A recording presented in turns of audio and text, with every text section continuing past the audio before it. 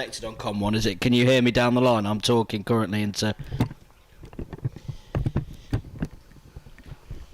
Yeah, can you hear me?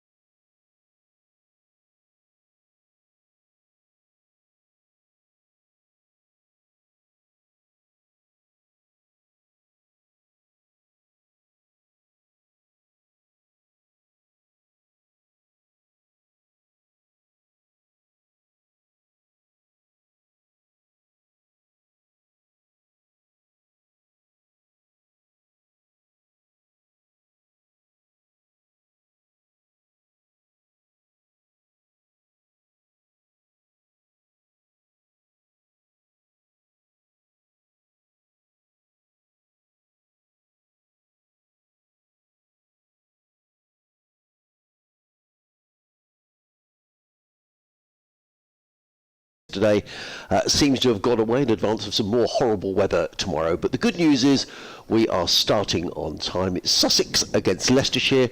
The women's game getting underway in 2 or 3 minutes' time. The men following at 7 o'clock. The other exciting thing here at Hove today is there's an old players get-together of players from 2006 when Sussex won the C&G Trophy here at the ground today as well. So lots of old players here. I gather lots of tickets have been sold, and as the day progresses we should get an increasingly big crowd here. But without further ado, delighted to welcome Adam Whitty from BBC Radio Leicester. Hello Adam, lovely to see you. Lovely to be here. Yep. Fantastic. It's been a long time since... Well, actually, I was here this time last year to watch Sussex.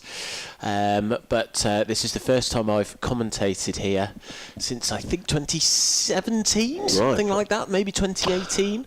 I do remember commentating you with a game which wasn't a Leicestershire game down at Canterbury as well many years ago. Yes, I used to do the first 6 weeks of the season for Kent back in the day, and that was who I was covering when I last commentated here. I was telling you earlier, wasn't I? The last. There's that famous picture, isn't there, of Jofra Archer, a young Jofra Archer who very few people had heard of, bowling Daniel Bell Drummond, and I was there for that and remember that. I can't hear our effects microphone, which was working earlier on, so I don't know whether let's see whether we can get it back, but we'll do some fiddling around. But the players are coming out to the middle.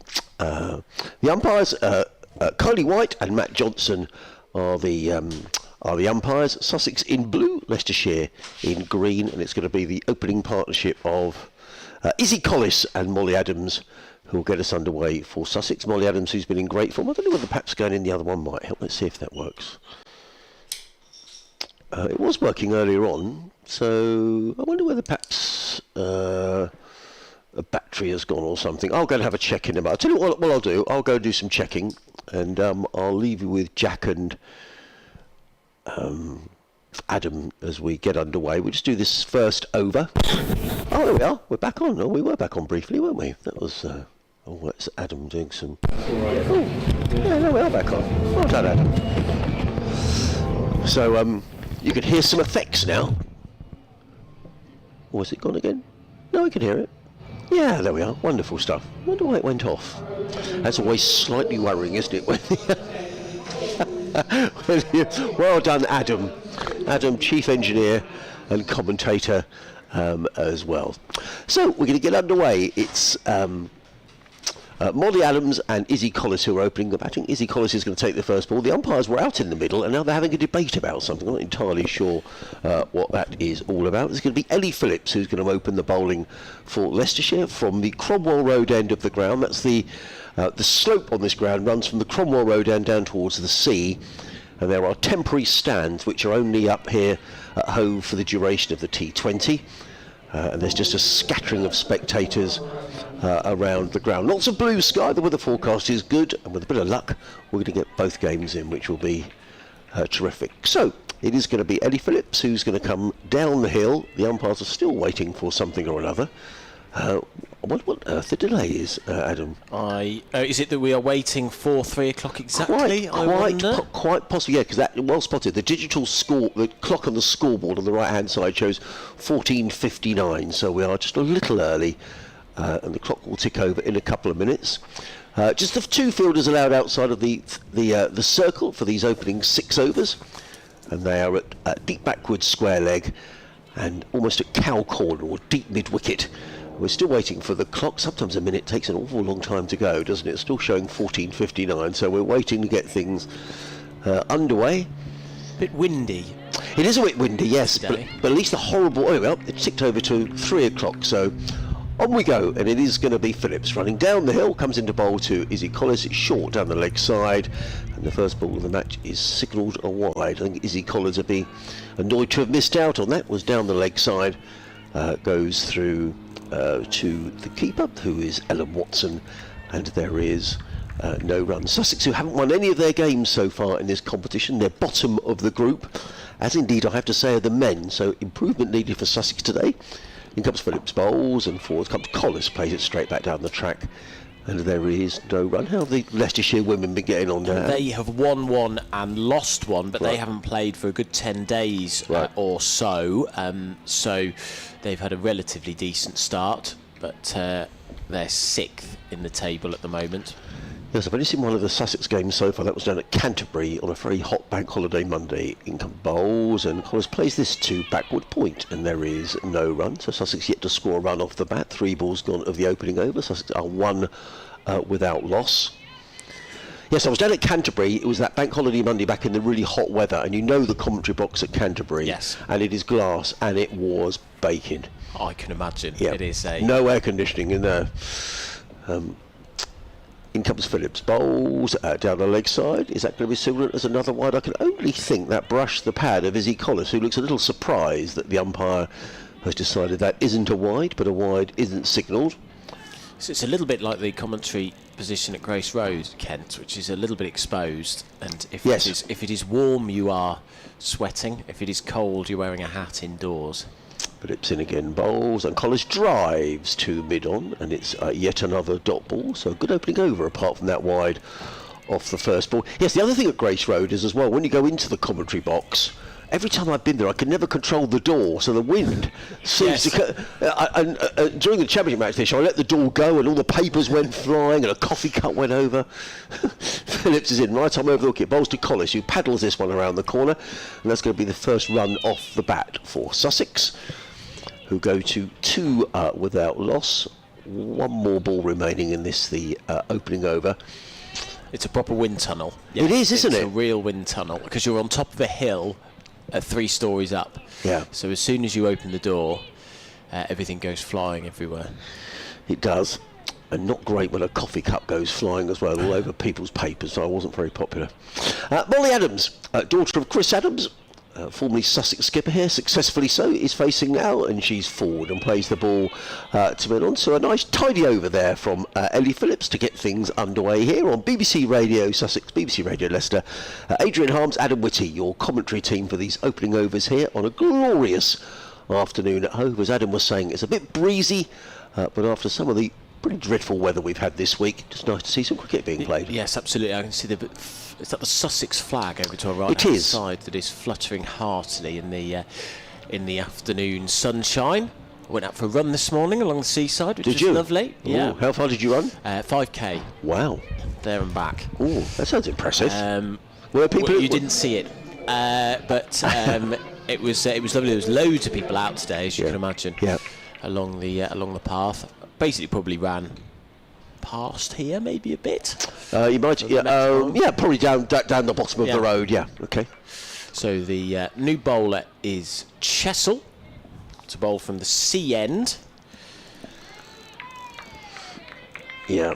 Bowling to Collis, who is 1 not out. Leicestershire in their dark green T20 shirts. She's in bowling pace, and that's on a leg stump line. Glanced away behind square. That might run away, actually. It may have come off the pad. But it's dribbled its way to the boundary at fine leg, and there was no signal there was no leg signal, was there, from the umpire? No. So that is 4 off the bat, the first boundary of the day for Sussex, who move on to 6 for no loss in the second over. I don't know if there's anyone in the sea this morning. It was probably a little bit breezy and rough, I would imagine. It was very windy. Quite a lot of waves early on. As Chisel moves away from us now. Bowls, that's a better line and length, full on a 4th stump line. And it's defended and played back to Chisel. There is no run. He jogs back to her mark. There were quite a few people sort of sat on the beach. I thought I saw a man working on the beach. He had his laptop out, sat on his deck chair, with all of his provisions ready. There was some squash and some food there. As Chisel, the 3rd ball of the over, bowls. That's on a straight line. There's appeal for leg before wicket, but it was a bit strangled and no movement from the umpire. You can imagine the call going into the boss. Yeah, everything's fine, boss. You know, we cut the wind out. Yeah. Well, Yeah, just working from home, being a Friday. It's become a big thing to work from home at the cricket, hasn't it? Yes, it has. Particularly at Surrey have made a big deal out of it, haven't they? And they're going to make a big thing. They're going to call it working from Hove from here. That's very clever, that. Here's Chisel in, bowls on a middle stump line again, pitch back of a length this time, and it hits the pad, moves away into the leg side. There is no run. I was reading a tweet from somebody saying, though, that they got away with it for months. Yeah. Probably did it last season as well, but then as soon as they unmuted in the middle of a call, they heard from the pavilion end Colin Ackerman, which gave away somewhat. Chisel past the umpire now, bowls outside off stump, flashed at and fielded by backward points. There will be no run, so well just fielded. a 4 off the over so far. We have 1 ball left. I have to say, I would be hopeless at working from home. That would too many distractions, I think. Oh, I much prefer it. Do you? Yeah, the distraction is in the office. Right. Chisel. Oh, that's probably I'm the distraction in the office. Chisel in for the final ball of the over. Again, straight line and full length. And this one clipped into the leg side. The fielder dives over the top of it. That's Indiza Scott, who tumbles over the ball somewhat, so they come back for 2. So 6 off the over. I suspect Chisel won't be too happy about that misfield. 8 for no loss after 2 overs as Leicestershire Women take on Sussex Women.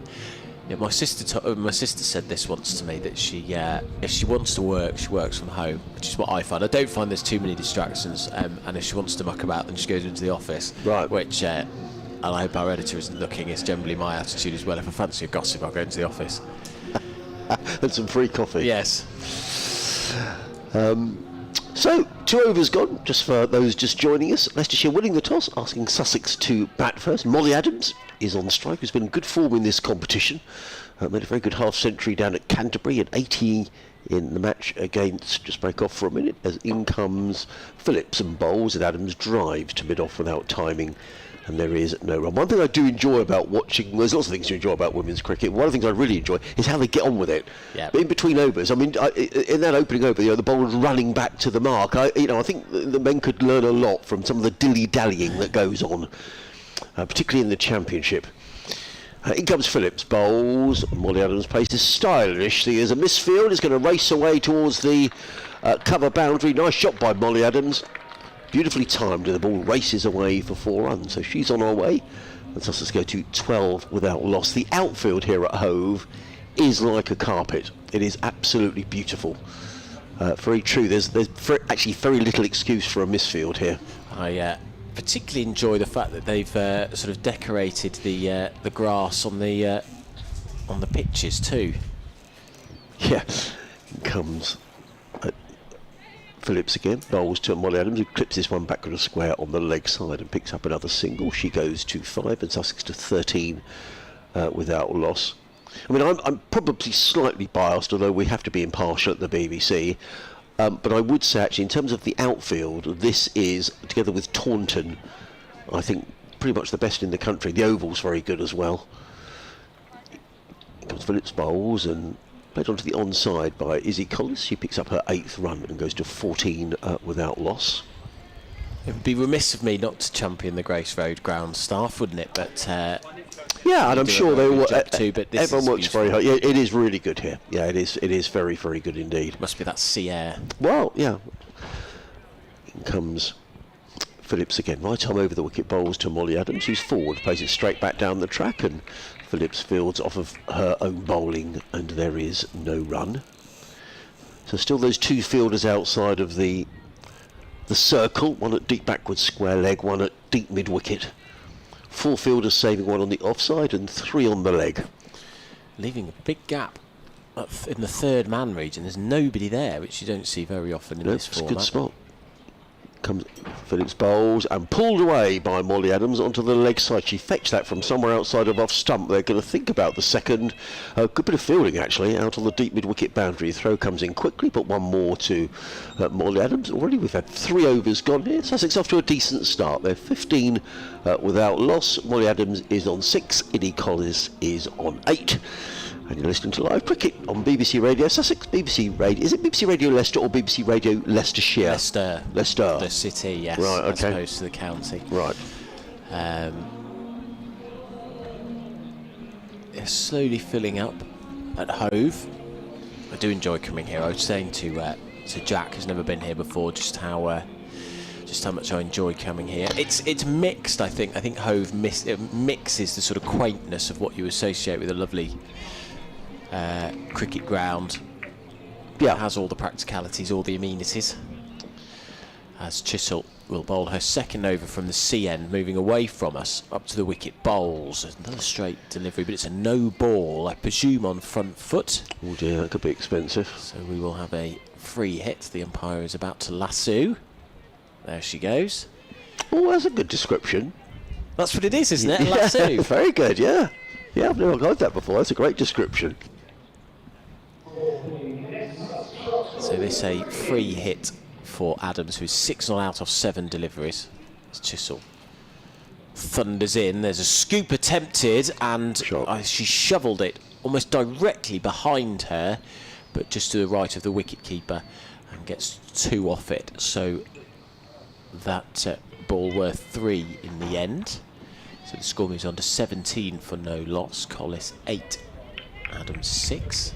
Yeah, it could have been worse, that, actually, for Leicestershire, couldn't it, with the free hit. Followed her quite well, Chisel, with the attempted ramp shot. Chisel with dark brown hair and a ponytail. And Leicestershire, as I say, in that dark green T20 strip with black trousers. Sussex in... What kind of blue would you describe that as? Do you know, I was asked this down at Southampton on Tuesday night when Sussex were playing Hampshire, and Kevin James, who's the Hampshire commentator, said, what colour blue is that, Adrian? And I was completely lost. So I'm going to ask one of the media team in a minute what colour blue it is. I'm absolutely hopeless on that sort of thing. It's just blue. Collis waits, and forward comes the Sussex batter. That plays it to, I suppose you'd call it a sort of short third man, deep gully region. There is no run. It's not quite a royal blue, though, is it? Slightly lighter than that. And it's not really a Brighton and Hove Albion blue either. No. It's not far off. It's not Manchester City blue, that's for sure. As Chisel is in down the leg side, that'll be a wide. Yes, somewhere between sky blue and royal blue or navy blue. Yes, I would. Yeah, I'll see if I get an official description, because that's twice I've been asked this week, and twice I've miserably failed. Which isn't great. So Chisel moves away from us now, up to the wicket. Back she goes and pulls it round the corner. That could be 4 actually, behind square, and it is. Pleasant shot that. Just rocked back on her heels, did Collis, and turned that round the corner for the second 4 of the innings so far. Into the 20 Sussex go. Yeah, just straying a bit down the leg side there, and with nobody up inside the circle there, that just raced away for 4 runs. 22 for no loss. Chisel, that's a more aggressive shot, which is pulled forward of square this time. Onto the length quickly was Collis. She moves on to 13 from 15 as a single is taken to deep mid-wicket.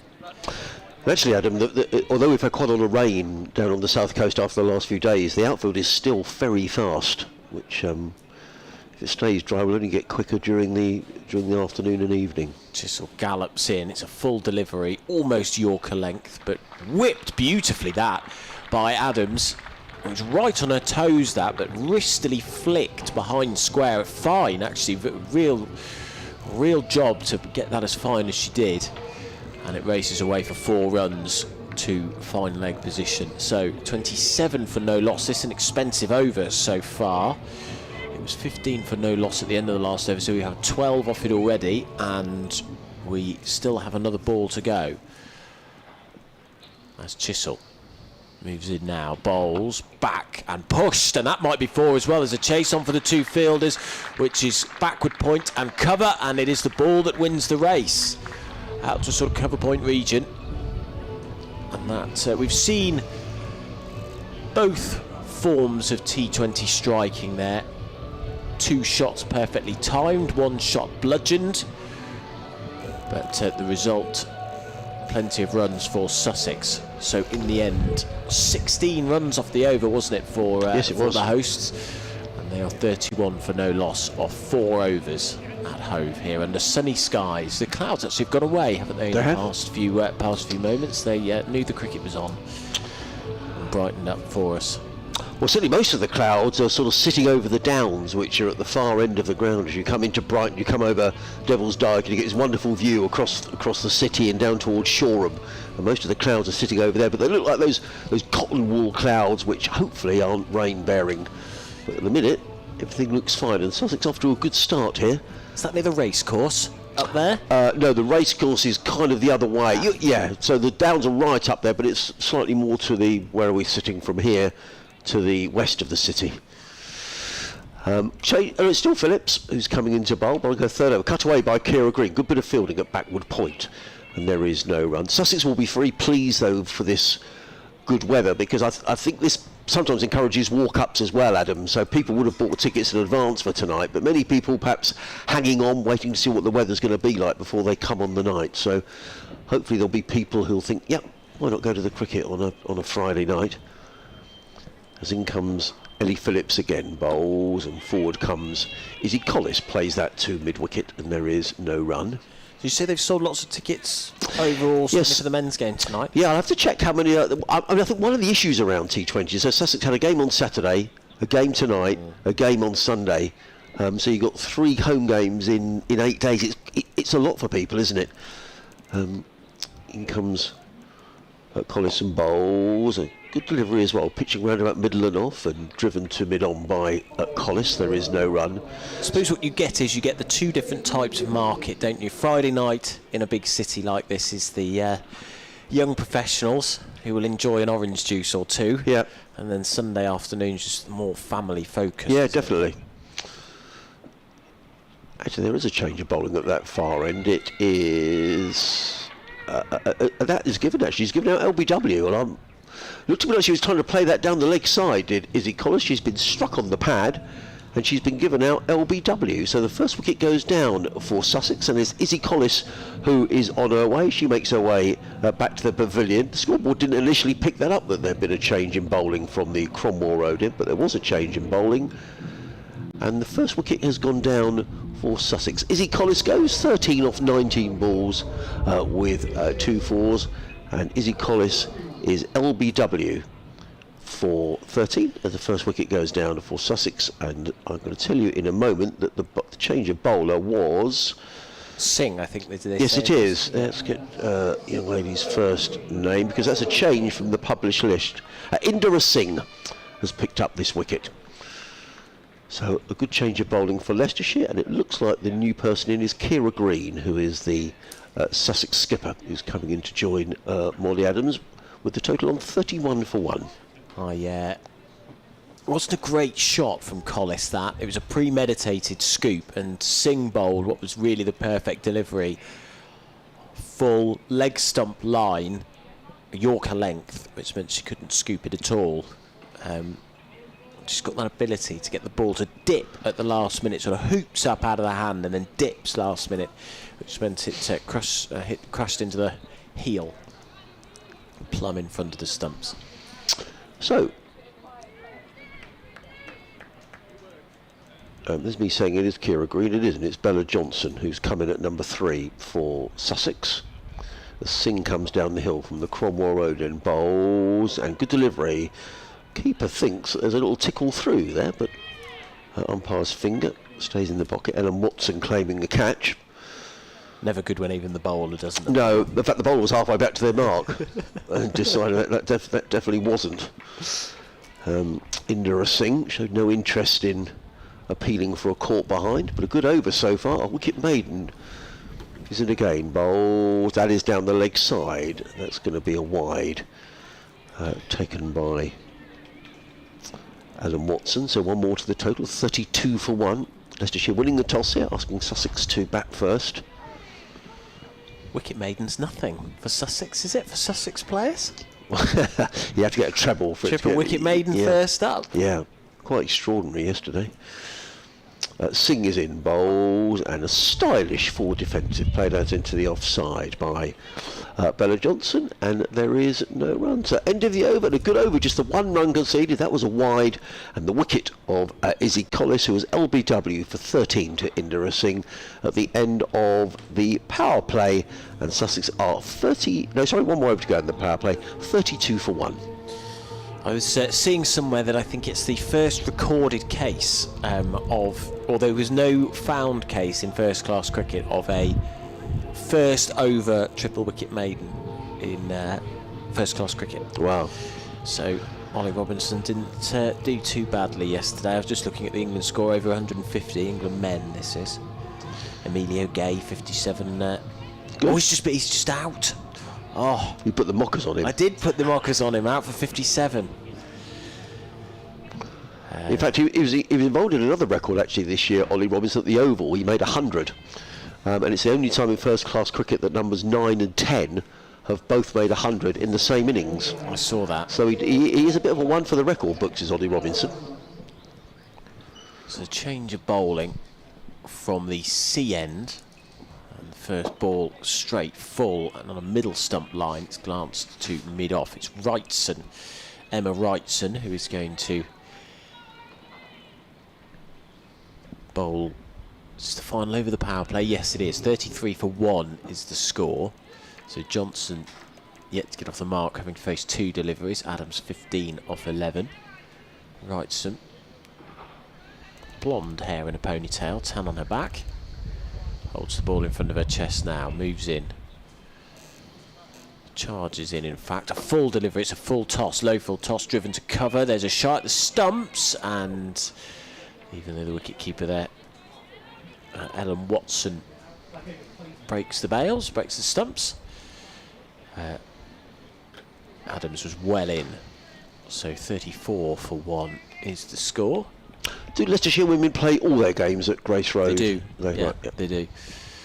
Wrightson up to the wicket, bowls full down the leg side. That'll be a wide, signalled by the umpire. Do Sussex women play all their games? Pretty much. There was a game here last Sunday at Hove. I think there are plans to play a couple of 50 over games at Horsham later on in the season. That's a good question actually, whether they might Leicestershire take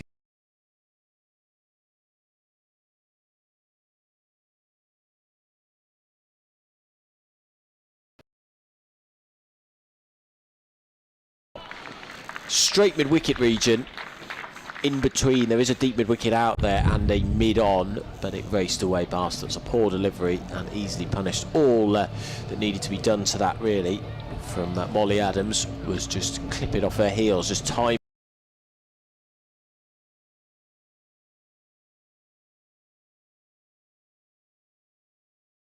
So that as Louis Kimber corner actually, because it was quite extraordinary. Wrightson moves away from us now, bowls down the leg side. So I was listening to you on a beach in Madeira. Really? Richard, yes, listening to Louis Kimber. That's quite sad, Adam, yeah. actually. Yeah. We probably gave you there with a nice gin and tonic and went off to sleep. Yeah, I was. Well, no, your company's better, Adrian. It was an incredible. I mean, clearly I like Sussex to win. However, Wrightson in bowls straight. That's a much better line and length, and there's an attempted drive from Adams. I wouldn't normally listen, to be fair. When I'm on holiday, I wouldn't normally listen. However, there was something so special happening. Oh, it was amazing. Yeah, it would have been one of. Had Louis Kimber won the game, it would have probably been one of the great victories of all time. Really, it was remarkable, and there was a part of me wanted him to do it. Wrightson to bowl in now, and that's a middle stump line. I was just checking how many balls are left in the over, because we've had 2 wides, and it's clipped to mid-wicket. The throw is over the head of the wicket-keeper from deep mid-wicket. A little bit extravagant. That's from Singh. So 41 for 1, the score. So we've had 1, 2, 3, 4, 5. This is the last ball of the over, but it will be the 8th. For Wrightson, who's past the umpire now, bowls, and that's a slower delivery, I think, outside off stump, and it bamboozled Johnson somewhat. and goes through to the wicketkeeper, and there's a dot ball. So a mix there. There was some decent stuff from Wrightson and some full tosses that were appropriately punished. 41 for 1 is the score at the end of the power play. Johnson 1 from 4, Adams 20 off 14. So that run rate at the moment for Sussex 7.3, which is not too shabby. Now, for those of you who don't know at all when we talk about Louis Kimber, it was a game down here at Hove almost exactly 2 years ago. Louis Kimber made 243 in 127 balls. Most runs in an over. He got 43 off an Ollie Robinson over, and he hit 21 sixes. And Leicestershire very nearly chased down 464. It was just absolutely remarkable. And at one stage there was something like 130 for 6, and the game was virtually over. Yeah. And Louis Kimber just went berserk and just kept hitting 6 after 6 into Louis Kimber corner. And it was amazing. And was it the game before that in the county championship as well, where Leicestershire put on about 700 in the first innings and were trying to chase down about... Maybe that was the same game, but I swear they nearly chased down 2 big totals. They did very nearly chase down 2 big totals here. Indira Singh comes in and bowls to Molly Adams, who plays that firmly to mid-wicket, and there is no run. Yeah, and there was another game here where VM Mulder and I think Colin Ackerman put on about 450 on a very flat deck with a Kookaburra ball, and I think the crowd had gone to sleep by the end. I mean, it was just, you know, yeah, a game that petered out into a draw in the end, unsurprisingly. Singh is in bowls. Adam drives firmly to mid on. Good bit of fielding. Throw comes in. Good bit of cricket all round as the throw came in. It missed the stumps. Molly Adams gets a single. And I don't mean that in any way to be disrespectful to VM Mulder or Colin Ackerman, but it was very flat. It was very hot. And those two just helped themselves to all sorts of records on that occasion. Yes. So there is quite a history between these two counties in terms of records. Indra Singh is coming in. This is the 7th over of the innings, running in over the wicket, and bowls to Bella Johnson, who plays it uppishly towards mid-wicket, and there is no run.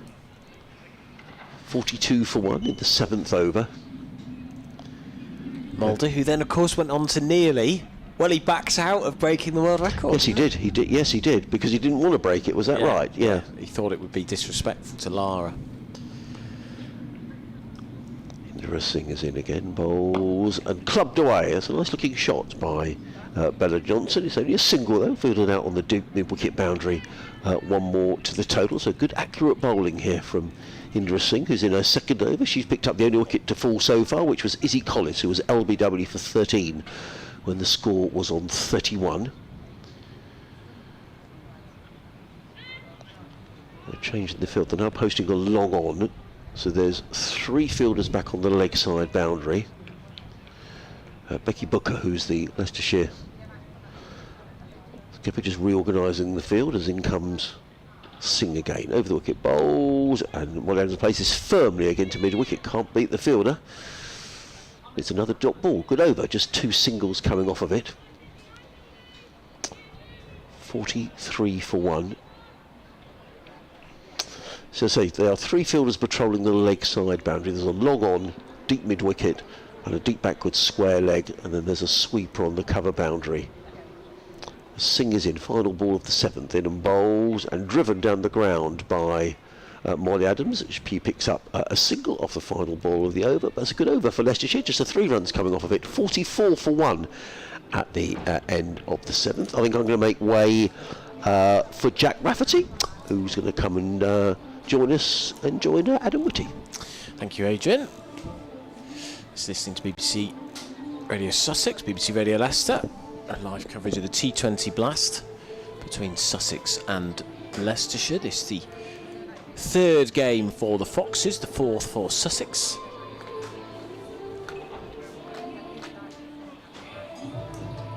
On a very pleasant afternoon. Hello, Jack.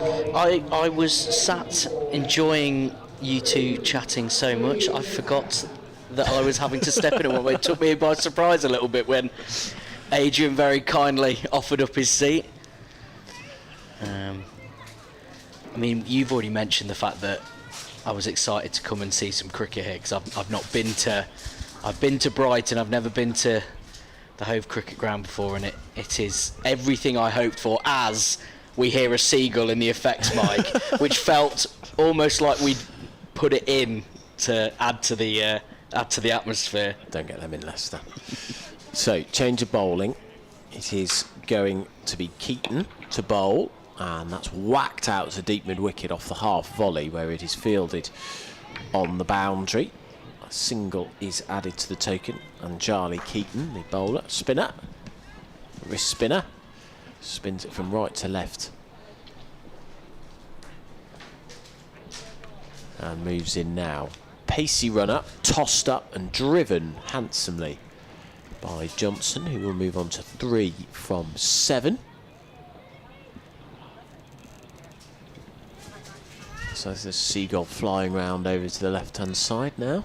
I seem to remember being at a game at the Amex when Leicester played Brighton, and a whole cluster of seagulls waded their way onto the pitch, and it felt typical. As Keaton is in full, and it's the sort of flight that is going to make a batter's eyes light up, well restrained from Adams to drive it down the ground to mid-on and just get a single. 47 for 1 is the score, but she really tosses it up, does Keaton, and tosses this one up again almost on a half volley line, just short of it. It's perfect length really to frighten batters. Another single, this time to cover. 48 for 1. It's a flock of seagulls, surely. Oh yeah, of course. What did I say? Cluster. A murder of seagulls.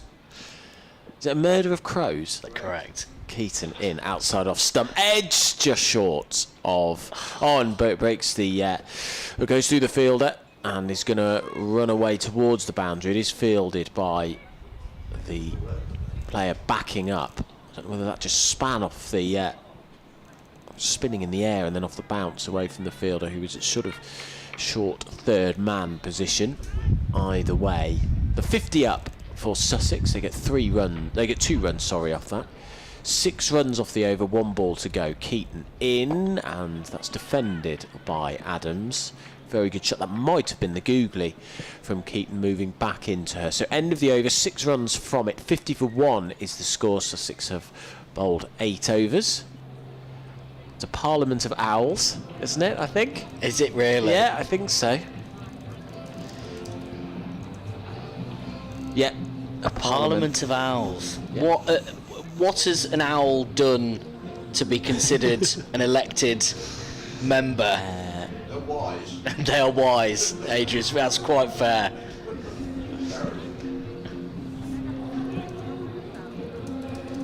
I mean, there's some absolutely ridiculous ones, isn't there? Yeah. That's what I'm already Googling. An embarrassment of pandas, apparently. A flamboyance of flamingos. Business of ferrets.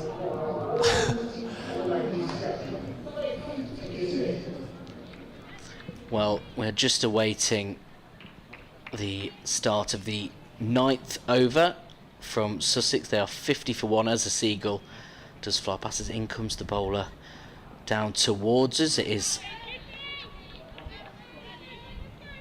a dot ball. Nothing much doing from that one from Johnson.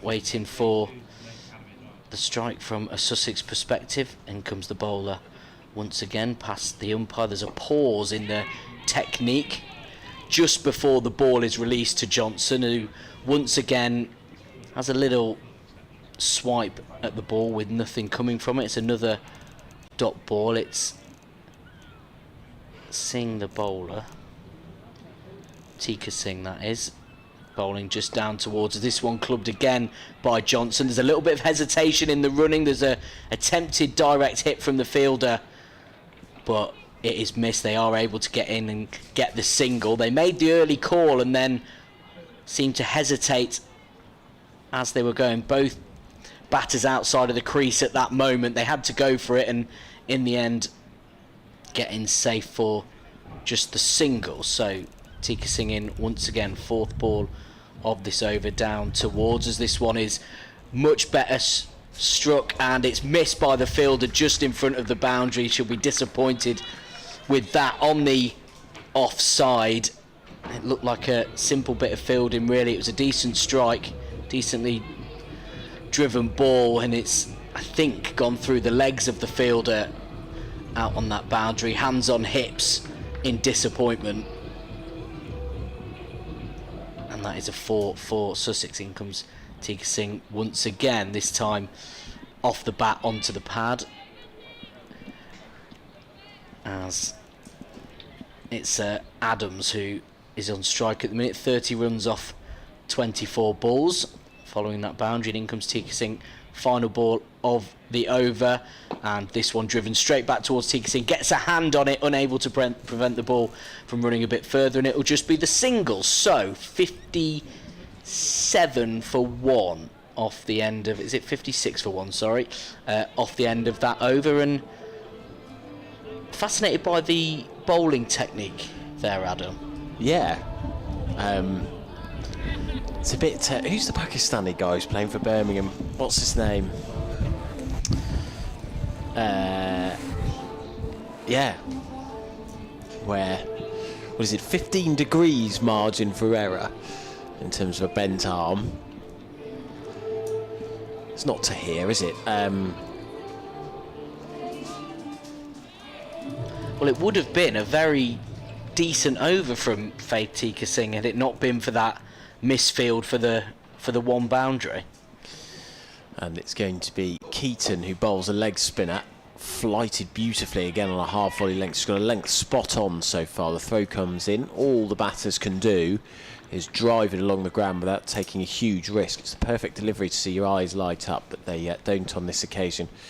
Usman Tariq is the bowler I'm thinking of. And that one's a full half volley, hit straight to mid-wicket.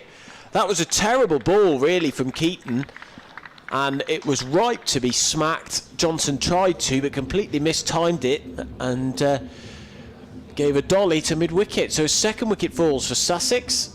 And that should have been punished, but it's instead Leicestershire who have profited. 57 for 2 is the score. Johnson has to depart for 5 off 11.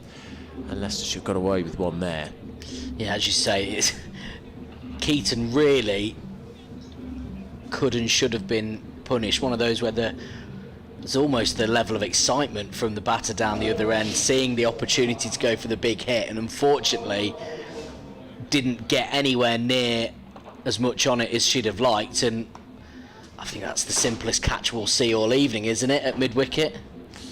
Yes, very simple indeed. Straight to us, didn't even have to move, and at chest height. Jack, you'd be glad to know the England collapse is on. Oh God, what? They've fallen from 126 for 2 to 127 for 6. So, if you've got tickets for day 3, yeah, well, you would have thought 15 minutes ago you would have thought you were primed for day 3. Now, though, although England have got a 156 run lead, so if they can get that up to 200 or so, New Zealand should be able to knock that off by the end of the day. So then, third over of this, the 10th over, Keaton to bowl it. High legs in our action, and that's a very good leg spinner, that. High flight, wrist spin, and just defended by the new batter, who is Kiara Green. Keaton in. 4, that nearly sneaks through, but an inside edge off the very bottom of the bat from Green means that she gets off the mark with a single. It's a shy at the stumps, but it misses. Might have been close if they'd hit. But the score moves on to 58 for 2. It's a bit windy out there. I was going to say, a bit of wind picking up. Keaton bowls, driven straight back to her on a Yorker length. Got my Frex microphone hanging out the window. I'll just turn that down. That's not the nicest thing to listen to. You might be thinking about my voice is not the nicest thing to listen to. Turn that window. Keaton comes in and bowls, and that's flashed down the ground. It's a baseball style hit. The fielder's there, but it's one bounce forward. Just misses her. It's a despairing dive from long on. They didn't reach it. It was clubbed down the ground, that was. So 4 to end what had been a relatively mean over from Keaton, which included a wicket. So there was 6 off it. 58 for 2 is the score at the halfway stage. Just looking around the grounds, we've got some seagulls sort of hanging in the wind. 3 of them. I see there's more of them on the far side of the ground there. There's a big apartment block that's getting some work done with some scaffolding. And the wind has dropped somewhat. The Sussex flag limply blowing now. Well, it's Tika Singh in once again, bowling towards us here in the commentary position, and it will be green to face. Just her third ball as Tika Singh comes in once again, and it's driven nicely onto the offside. Is that going to run for a 4? It is. Very nice. Nicely done by Green. Beautifully timed drive onto the offside, and the fielder out on the boundary. Gave chase, but realistically had no chance, and that's first boundary of the afternoon for Green. 66 for 2. That takes Sussex onto as Tika Singh comes in once again. This one's down the leg side. That'll be signal as wide. It is. Just watched it, did Green. Seeing it go down the leg side, no reason to make an attempt, and Tika Singh chooses to go around the wicket on this occasion. That one is driven straight back towards her by Green, and it's stopped by a fielder going for the direct hit. Missed. It hits Green on her way through as she gets the single, and 68 for 2. Sussex now on as Tika Singh collects the ball once again. Just Adams waiting just a moment, gets herself into position in the crease. Tika Singh continuing around the wicket, and again that one driven back to the bowler. Dot ball.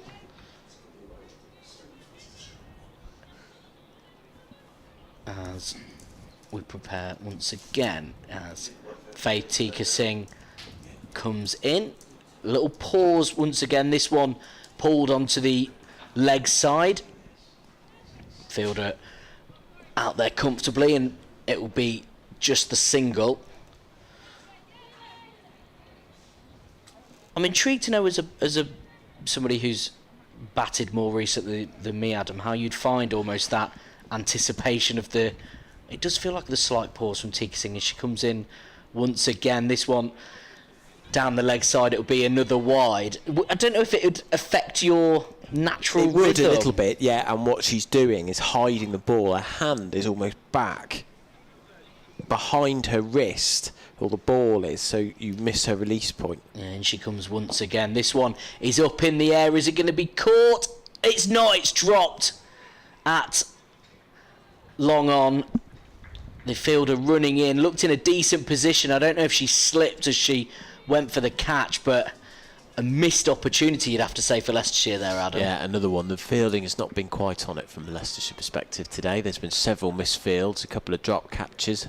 We've had a couple of wides in this over, so Tika Singh still going. That was Green on that occasion, choosing not to go for the single, and that is the end of the over. So 72 for 2, which means it was 10 runs from that over, and I do agree with you. There's been certainly a couple of poor misfields that have led to boundaries, and on that occasion, it required some work, but not a lot of work. It should have been taken. It should have been taken. It was not a difficult catch. It had been looped up in the air for a long time. Plenty of time to watch it. It didn't really hang in the air either. It was quite quickly onto her. Here is Keaton, who's going to be bowling from the C end, moving away from us. So wrist spin, and gets a bit of leg spin on that. Flight and spin outside off stump, and back goes Adams, punches it to deep cover. We've got a deep backward square leg, deep mid wicket, long on, and deep cover then a long off, sorry, mid off, I think you'd call that. That maybe more of an extra cover actually, as Keaton's in half volley length, well controlled by Green, who drives this down the ground. There's a chase on for the fielder towards the long off boundary, but it is fielded out there by Becca Brooker, the Foxes captain.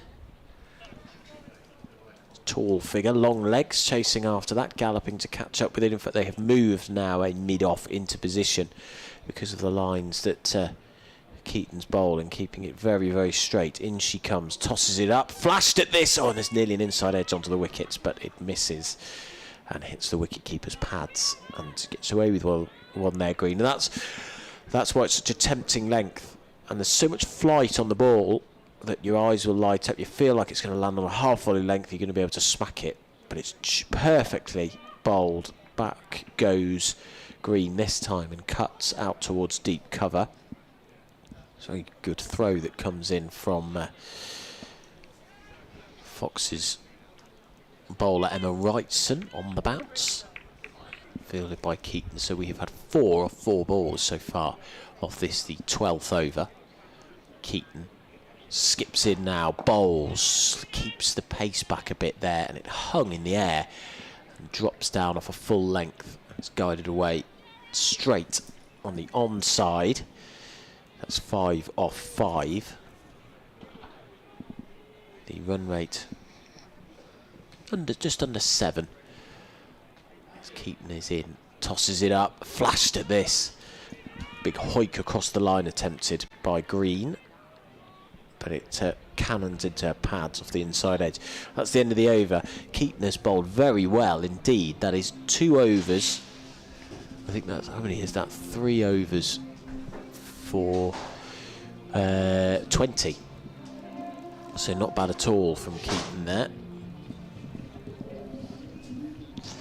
The score 77 for 2 off 12 overs.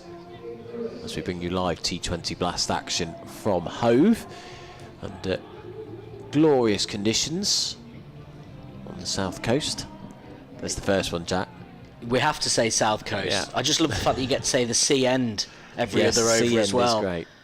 Wouldn't mind occasionally Leicestershire having the sea end, being able to go for a walk on the beach before coming to see some cricket. I mean, it's perfect location this for coming and having a weekend away, convincing the other half to come and spend a day watching the cricket and then go and have, you know, another day at the beach or whatever you might get up to in Brighton. It's glorious conditions and glorious surroundings. I think you described it perfectly earlier when you said it's small enough that it's got that charm, but big enough and got the amenities that it feels like a proper place to come and watch some cricket. It's still kept its character while sort of keeping up with the modern demands of a county cricket ground.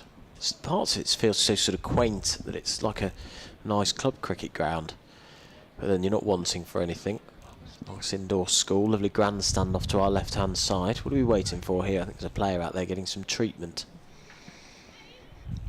Yeah, looks like it. Over, where are we looking? On that far side? Is that?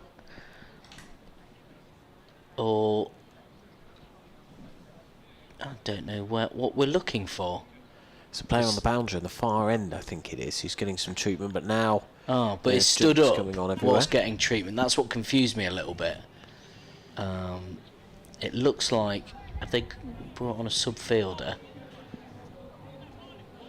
So the wickets to fall then, with the score 77 for 2. Collis, LBW to Singh for 13, and then Johnson caught Singh, bowled Keaton for 5. We've got Adams 39 not out of 32. The innings hinges on her, you would think, and then Green 11 off 10 has shown quite a bit of spirit in her innings so far. Reminder, Sussex have lost all 3 of their matches in this competition. Leicestershire have won 1 and lost 1.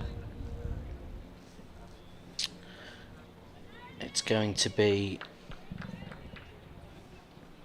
Singh, Indira Singh, bowling in towards us to Adams, who flashes that one onto the leg side, just the single taken.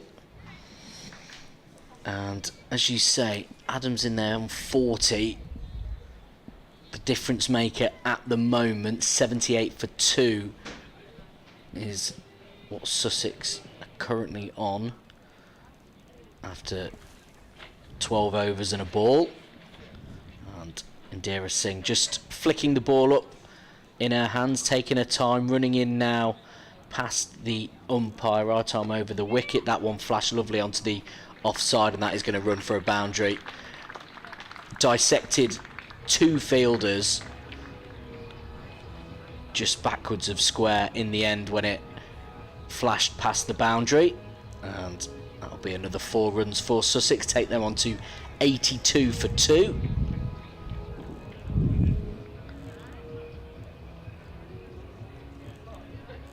Decent boundary from Green, that is, as Indira Singh comes in once again. That one is pretty wide of the mark, but Green choosing to take a swipe at it. It's onto the offside and just the single taken. Felt like almost one of those instinctive ones, Adam, where it doesn't necessarily need to take a swipe at it. You're likely to get away with it with that field, though. There is a backward point, but if you sort of throw your hands at it, as did happen, she almost chipped it up in the air, but it was always going to be safe because there's a deep cover point out there. In comes Singh, that one driven straight back towards her, clipped the ankles of the bowler, which slowed the ball down nicely, prevents any runs for Sussex. Got a substitute fielder on. We have Amy Colquhoun. So whoever that was getting treatment must be in need of a little bit more, as Singh comes in once again, running towards us. That one again flashed back in the general direction of the bowler. Ooh. Is that a direct hit? It's out. Well, that is a fantastic bit of fielding, that is. I can't quite see who it was to give them the credit, but the ball was flashed past the bowler. The fielder instinctively grabbed it, chucked it towards. It was interesting. It wasn't your sort of typically whipped and low attempt at a direct hit. It seemed to loop more towards the stumps, but a fantastic aim, caught out the batter, and Leicestershire have their 3rd wicket of the afternoon.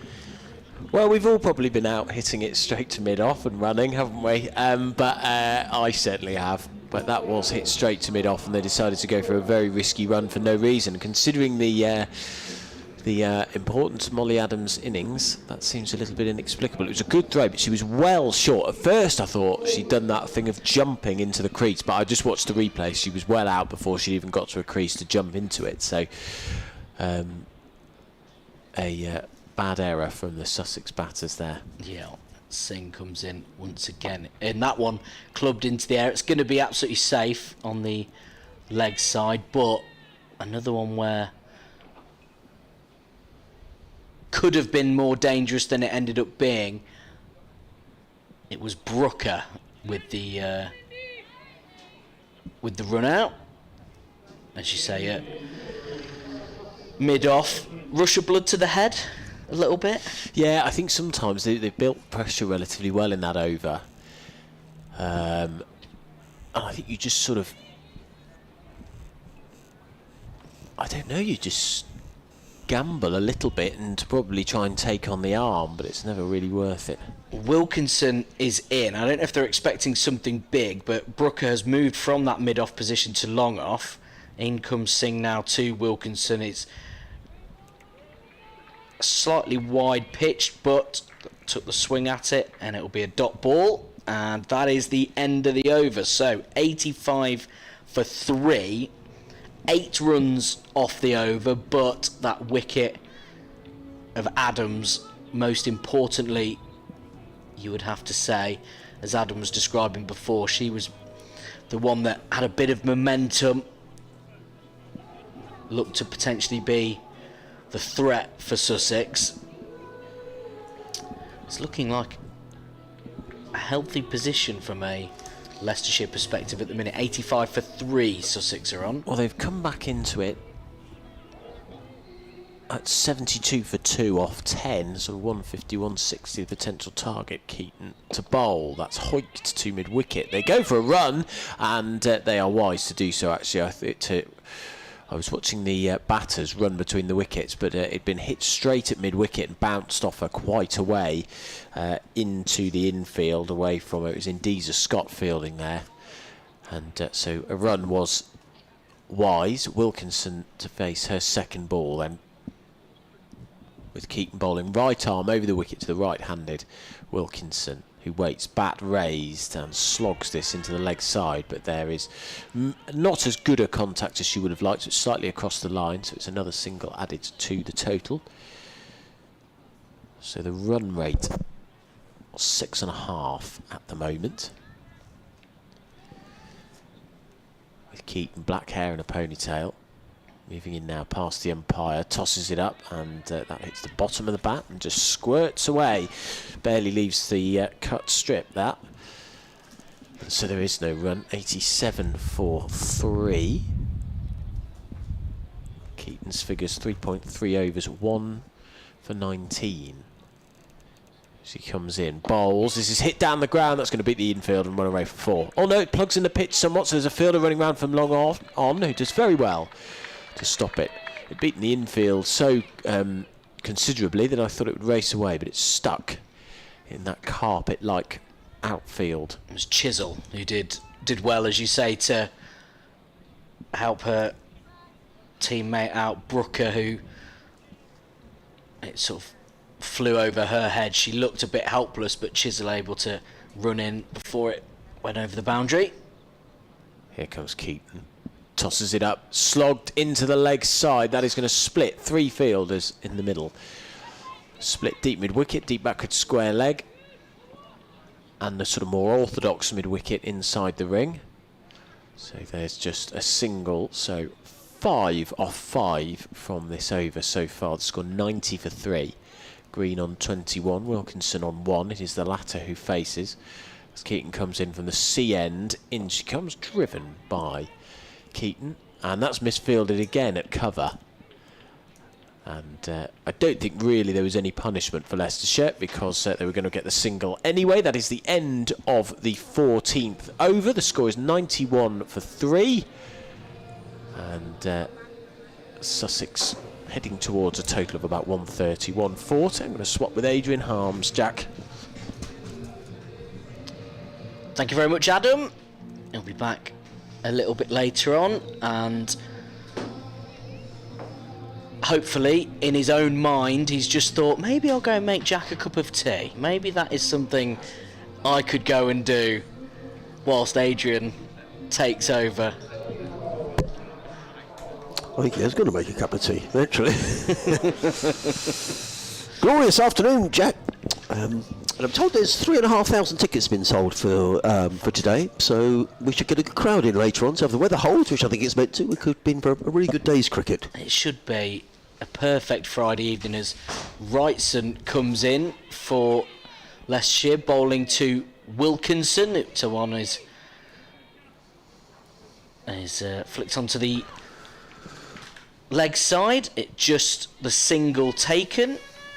Wrightson, a competitive debut for her for Leicestershire this afternoon. Looking at the game up at Grace Road today, Jack, which was an England Lions game, which was over all too quickly. South Africa really thumping the Lions, but a 50-over game, it's already finished. Oh, wow.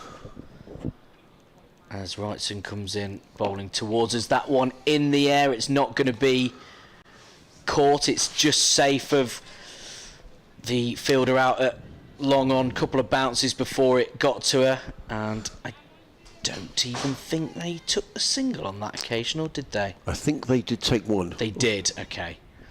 I was too distracted looking at the attempted catch. So how did I'll tell you Leicestershire and Sussex, is that one's right, so that's down the leg side, and in fact it's going to go for 4 by as well, completely caught Ellen Watson off guard, the Leicestershire wicket keeper. It was full, it was down the leg side, and it's ran for 4, so that is not the best ball from Emma Wrightson, and it's going to be an expensive one.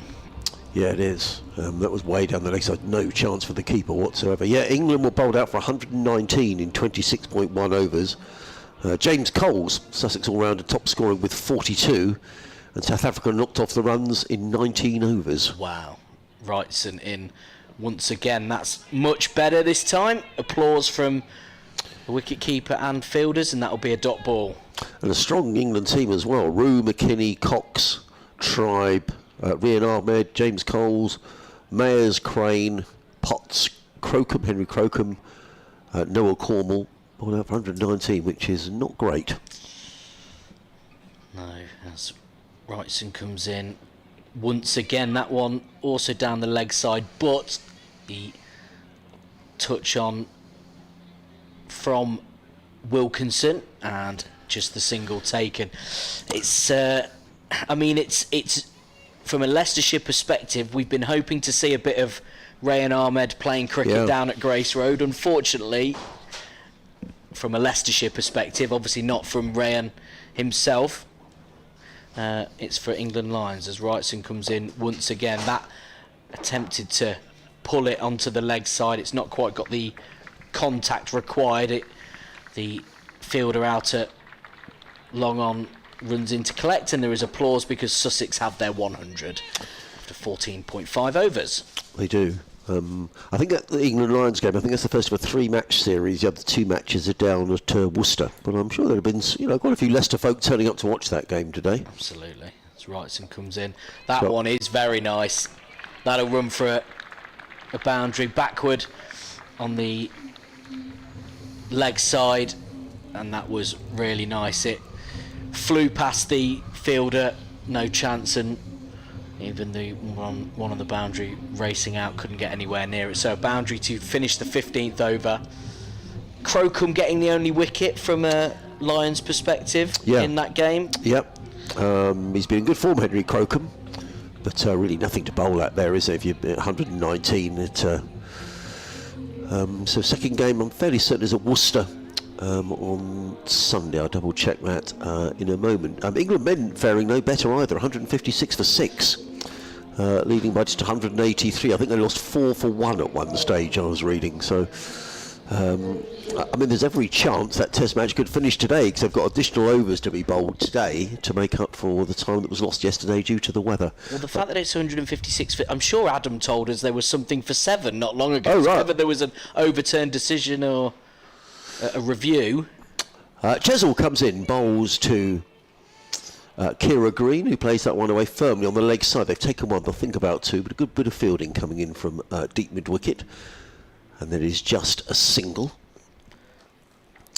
Caitlin Chisel bowling this over from the C end of the ground.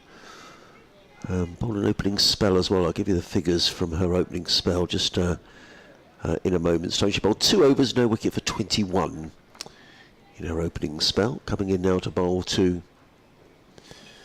Phoebe Wilkinson, who's 8 not out in and bowls, and Wilkinson hammers that one away the leg side, but Leicestershire got their field well set here as a fielder dab at deep mid-wicket, and it's just a single to Wilkinson. She goes to 9, Sussex to 106 for 3. 3 fielders guarding the leg side boundary, 1 on the offside. Then there's 1, 2, 3, 4 fielders saving 1 on the offside and 1 on the leg at short fine leggers. In comes Chesil again, bowls and playing out onto the onside. Throw comes in, good bit of fielding actually off her own bowling by Caitlin Chesil. Throws the ball at the non-strikers and the ball misses the stumps. And Sussex pick up another single. They go to 107 for 3. Yeah, I thought there'd have been a decent crowd at Grace Road today, just, seeing the sort of the next generation of England players, but getting bowled out for 119, that's pretty miserable. Chisel comes in, bowls hammered down the ground, should be caught here at long on. That's a good bit of fielding, good catch down below us by Flora Davis, and that's the end of the innings from Phoebe Wilkinson. Hammered down the ground, that was a good catch actually, running around down here at long on. They've got their fielders in the right places here of Leicestershire, and that was a good running catch. And the 4th wicket goes down for Sussex, who are now 107 for 4. Yeah, we've been, me and Adam, semi-critical of some of the fielding from a Leicestershire perspective, but as you say, that was confident, comfortable. It was I mean, we had the perfect view of it, didn't it? It was right down in front of us there in the commentary position, and she never looked like there was any doubt in her mind, Flora Davis.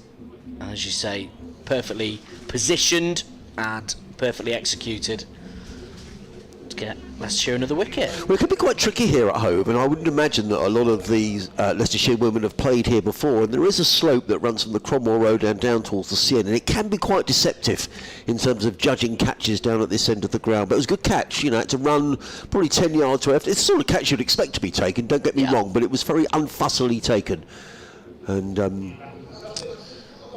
a wicket, another wicket for, what's it, her first wicket? It's her first wicket for Caitlin Chisel, who's got one for 24. She's got 2 more balls to go in this, her third over. Yeah, you mentioned that England Lion games taking place at Grace Road. Hopefully there was a healthy crowd. I genuinely think there will be. I mentioned that Leicestershire fans missing being able to see Rayan Ahmed play this season. There'll be plenty who are, you know, maybe got the day off today who think, well, I might as well go down and see how he's looking, see how he's getting on. Chisel runs away from us. Up the hill here at Hove, comes in and bowls. Oh, bowled! 2 in 2 on a hat-trick. Is Caitlin Chisel. And that's Poppy Tullock who's bowled first ball. And all of a sudden, Sussex are in trouble here, having been going on quite nicely. They've lost a couple of wickets and a couple of balls. All of a sudden, they're 107 for 5. Good delivery. Yeah, really seemed to catch her out, didn't it? I don't quite know what the attempted shot was, but Chisel will be very happy with that. And all of a sudden, as you say, Sussex in a bit of danger of a collapse and an opportunity to see a hat-trick. Absolutely. Just to say that England Lions game, the next game is at Worcester, and it's on Sunday. So I think Andrew Flintoff's in charge of the England Lions for those matches, so I can't imagine he'll be too happy about getting bowled out for 119. No. And South Africa romping to victory. Anyway, we're concentrating on women's cricket here, and we've got a hat-trick. Potentially. Caitlin Chisel, who's been bowling from the C end of the ground. She's going to be coming in to bowl to Darcy Clark, who will be very keen to prevent a hat-trick being taken.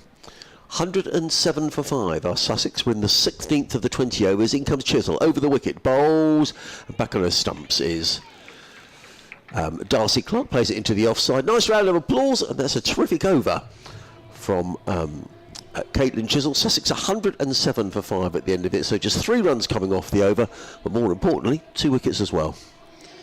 Yeah, absolutely, as you say. Not many runs taken, a couple of wickets. You can't ask for much more from Chisel. She'll be very happy with that. 107 for 5. Green obviously still in there from a Sussex perspective. She's got 25 from 21 balls. If she was to go very soon, then all of a sudden you've got fresh batters. Not much in terms of momentum at all from a Sussex perspective. It's Wrightson who is going to be coming in once again, bowling towards us from that far end. In she comes, Wrightson down straight to the wicket keeper. Your Adrian. There was a suggestion of a wide, wasn't it? Yeah. I think it was probably right on the edge, I reckon. It was, yes, certainly in the area where it's worth asking the question. Not given. Wrightson in once again, swung at this time. It's fielded. In fact, there's a misfield once again. From a Leicestershire perspective, there's would have been just a few too many of those where it's led to an extra run or two. I'm just looking at the cut-off time, actually, because we were saying that generally speaking the women get through their overs very quickly, but that clock says 16:09, and cut-off for the last over to start is 16:17. Yeah. So you need to get a bit of a move. Now, sometimes the umpires are lenient. There was a delay, wasn't there, for an injury to one of the Leicestershire players? There was. It was whether they, obviously, I know it can get adjusted, whether it's been adjusted on the scoreboard or not, I don't know. In fact, it's not Wrightson bowling, as the scoreboard was suggesting before. It's now saying... I think it's Ellie Phillips. Ellie Phillips. Scoreboard just getting a little bit confused with itself. Third over then from Ellie Phillips.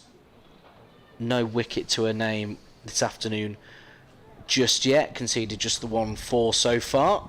In she comes once again to Green, who swings and a miss. It stops dead before the wicket-keeper, and we've had 2 so far from 4 balls in this over, and again it's all a bit slow from Sussex at the moment. Green, though, the one facing, she's got 26 off 24. In comes Phillips once again, who has a swing at that one, doesn't get too much contact on it. The wicket-keeper running in to grab it, running past the stumps and turning, falling as she does to attempt to swing back and hit her own stumps. Missed, but collected by the fielder backing up. So it is just the single on that occasion. I think Leicester should be very pleased with the way things are going. Jack, Sussex needs some boundaries here because they're only going along at 6.5 and over. Absolutely. If you look at 11 fours so far, no sixes from a Sussex perspective. The final ball, nothing from that as a seagull flies past our commentary position. You love your seagulls, Jack. Well, they're a novelty to us being from Leicestershire. For you, it's part of everyday life. You know, for us, it's something fresh and exciting to talk about. It's funny you were talking because there's a lot of Sussex supporters are clearly Brighton fans, and I do remember actually the year after, I'm pretty certain it was the year after Leicester won the Premier League that Brighton got promoted to the Premier League and came up to, it was called the Walker Stadium then, I don't know if it is anymore. In comes Chisel, bowls, hammered away onto the leg side. It's going to be a single though. Again, Leicestershire got their fielders in the right place. Single taken by Kira Green, the Sussex skipper. She goes to 28, Sussex to 111 for 5. You're going back a long way, I think, for it being the Walkers. It was pre-winning the Premier League. Oh, was it? Okay. Yeah. I'm pretty certain Brighton went to Leicester. In comes Chisel again, bowls, played into the offside by Darcy Clark. Picks up a single, fielded at point, one more to the total. I remember Leicester winning the game. Brighton have been in the Premier League, I think, for 8 years, or maybe it was the year after the year they won the Premier League. Either way. In comes Caitlin Chisel over the wicket, bowls, and played onto it. That's better from a Sussex point of view. Good shot from the skipper. Just erring down the leg side there was Caitlin Chisel, and Kira Green very quickly just step inside and help the ball on its way down to deep backward square leg for 4 runs. Welcome boundary for Sussex, who go to 115 for 5. I can remember a very memorable game when between Leicester and Brighton, when Leicester had just been promoted themselves. They'd secured promotion the weekend before, played in the week, home game against Brighton, 4-1 loss. Yeah. In comes Chisel, bowls, hammered away again down to long on. Picks up a single, fielded down below us by Flora Davies. Took a very good catch in the previous over from Caitlin Chisel. Just a single on this occasion. 117 for 5. And of course, a favourite son of Brighton and Hove Albion went to Leicester City. In comes Caitlin Chisel, bowls. Oh, that's gone straight through. Throw comes in now, and she's given out. Oh. Now that's sloppy batting. Sloppy batting from Darcy Clark, who's, I'm never sure whether that goes down as stumped or run out. The ball had gone through to the wicket keeper, Ellen Watson, and she just threw the ball at the stumps. The umpire's finger went up. It was a bit of a Johnny Bairstow moment. Yeah. But unfortunately, Darcy Clark was out of her ground, and she is out.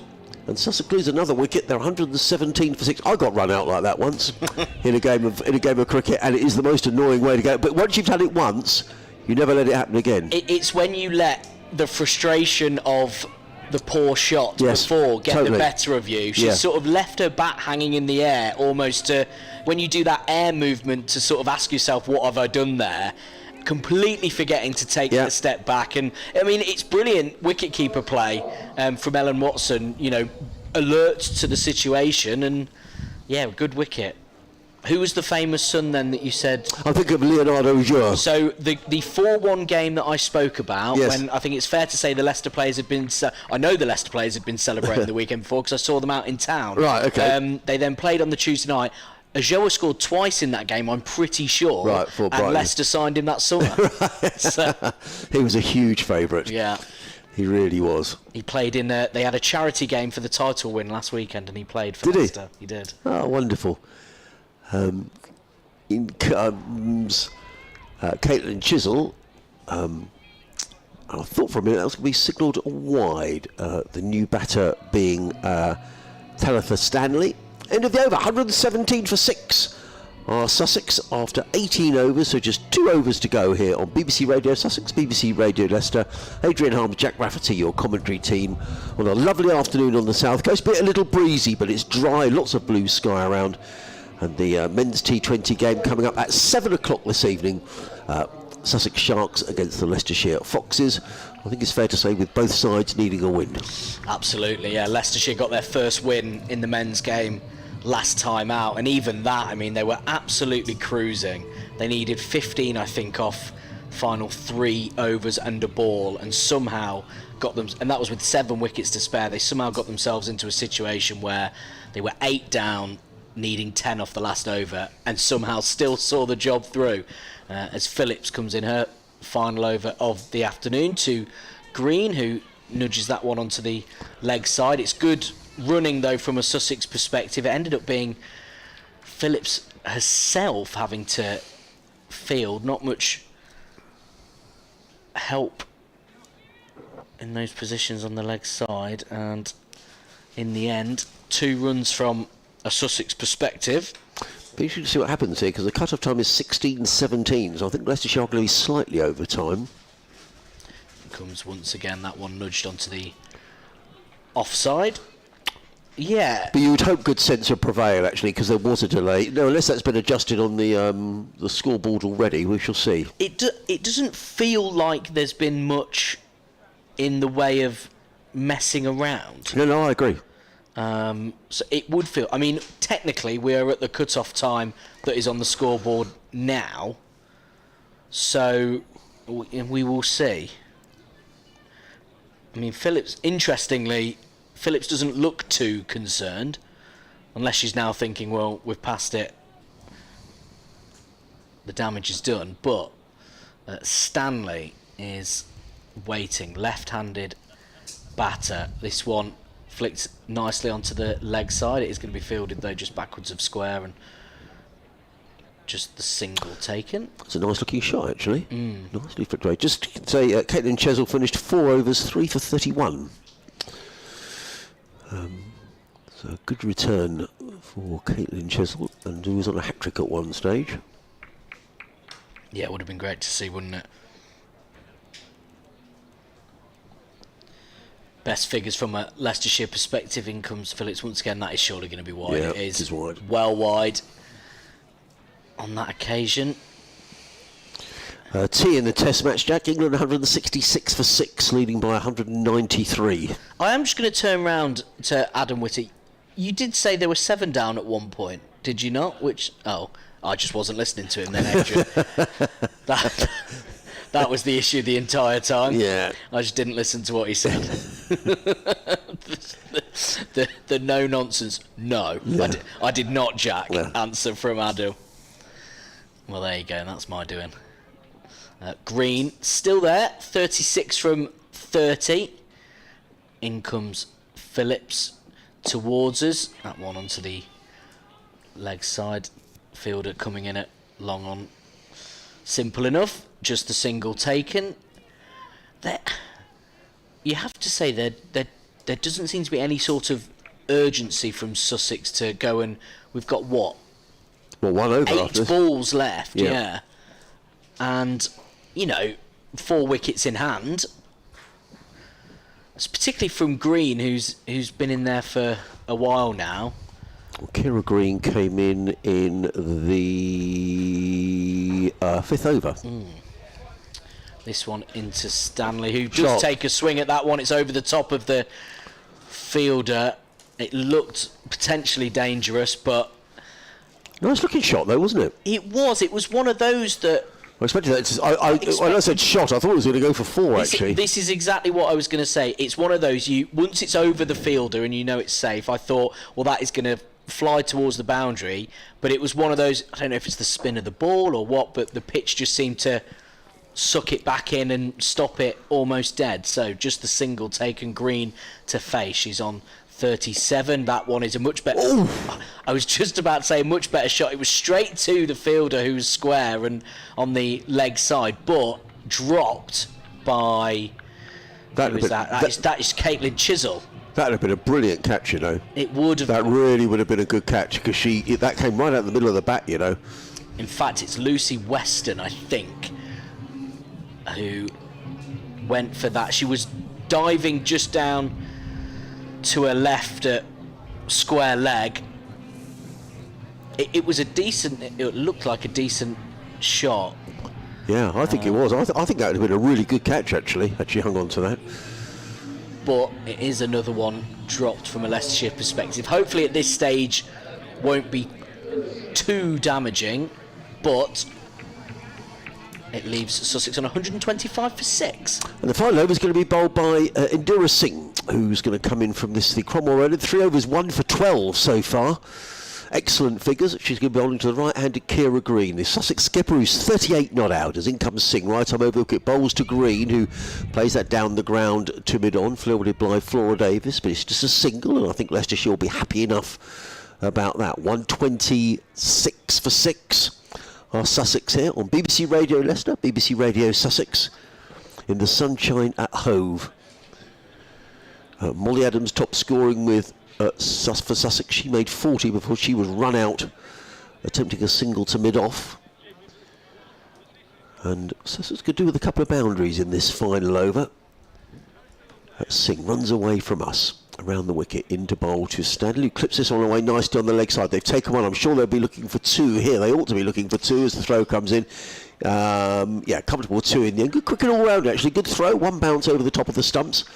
The bails are whipped off by Ellen Watson, but not before Talitha Stanley is back in her ground. So 128 for 6 with 2 balls remaining in the innings. It was almost...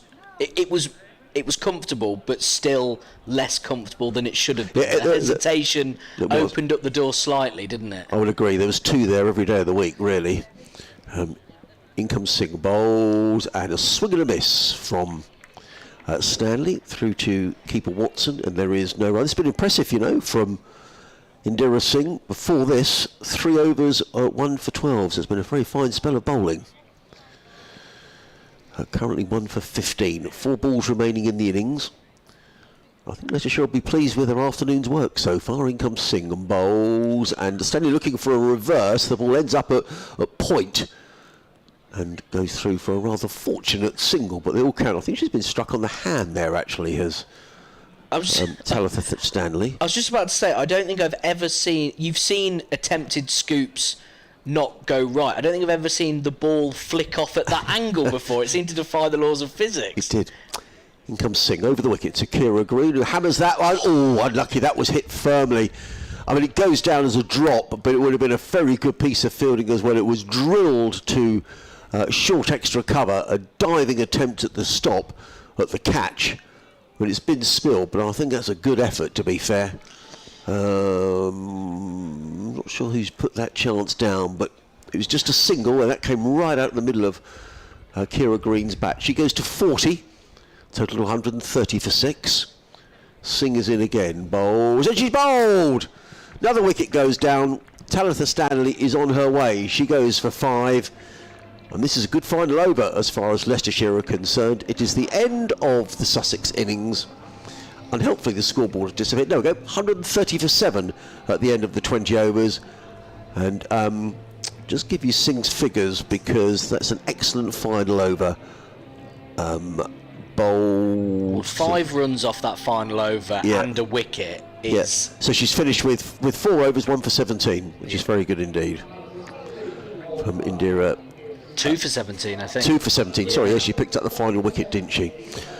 So, There we are. Sussex will need 131 to win when we get underway in about 15 minutes' time as the players leave the field. I think Jack, Leicestershire will be pleased with it. They put down some chances, didn't they? But I think in general terms, on a very quick outfield, it looks like a good track as well. I think Leicestershire will be quite pleased. Yeah, I mean, we discussed there was a couple of opportunities for catches not taken. However, what you have to say is I don't think in the end they were particularly damaging drops or didn't then lead to any big scores from a Sussex perspective. So no, I think Leicestershire will be really happy with that. And I think when, you know, at any point when it looked like Sussex were getting into a slight rhythm, Leicestershire then picked up wickets when they needed to.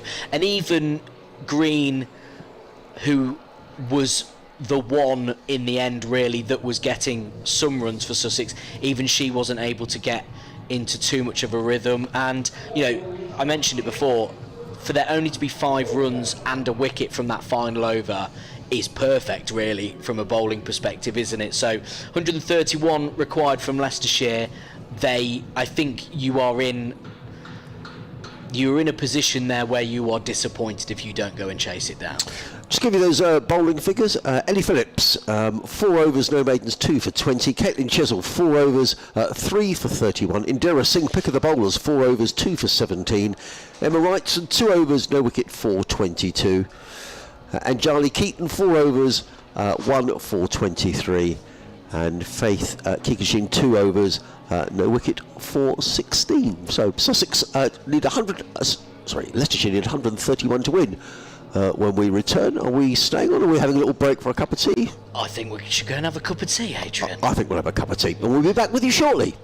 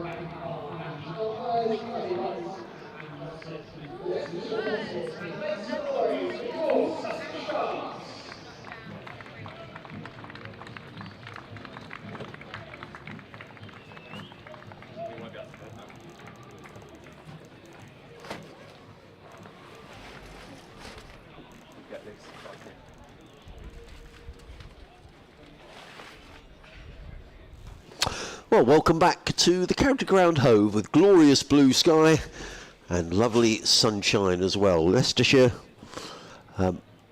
openers are out in the middle. Sussex having made 130 for 7 with Caitlin Chisel very much the pick of the bowlers. She took 3 for 31, closely followed by Dira Singh, 2 for 17 in her 4 overs. So Leicestershire needing 131 to win. I think Adam Whitty sitting next to me that they'll be pretty pleased with. When there were some chances that went down in the field, but generally speaking, I thought the bowling was pretty decent, particularly from Chisel and Singh. Yeah, if you look at the last few overs, from the 15th, 3, 3, 7, 8 and 5. Yeah. That's very good death bowling. So it's going to be Tulloch to bowl the first over, bowling from the C end, and their first ball is down the leg side to Brooker, the Leicestershire captain, and Tika Singh at the other end. Good use of pace, I thought, and flight too. Both the spinners. Yeah, absolutely. Well. Yeah, did a decent job. As it's Tulloch, who's a tall figure.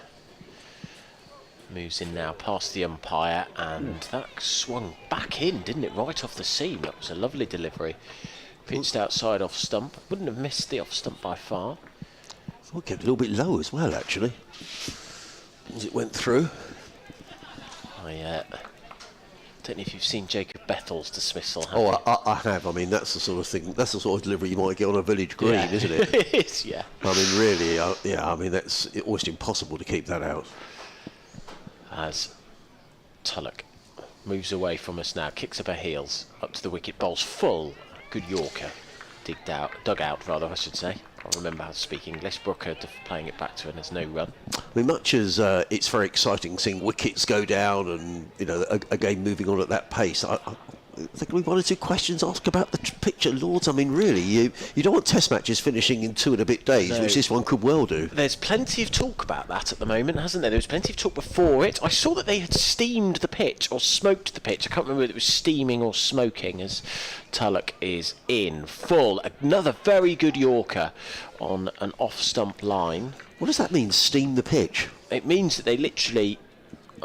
Hold on, I'm going to search this up on my computer. They literally had lifted the covers up and had put either smoke or steam on it to try and bring alive the pitch and grow the grass. Yeah, because they were worried about it. I think it was struggling last year, the pitch more generally.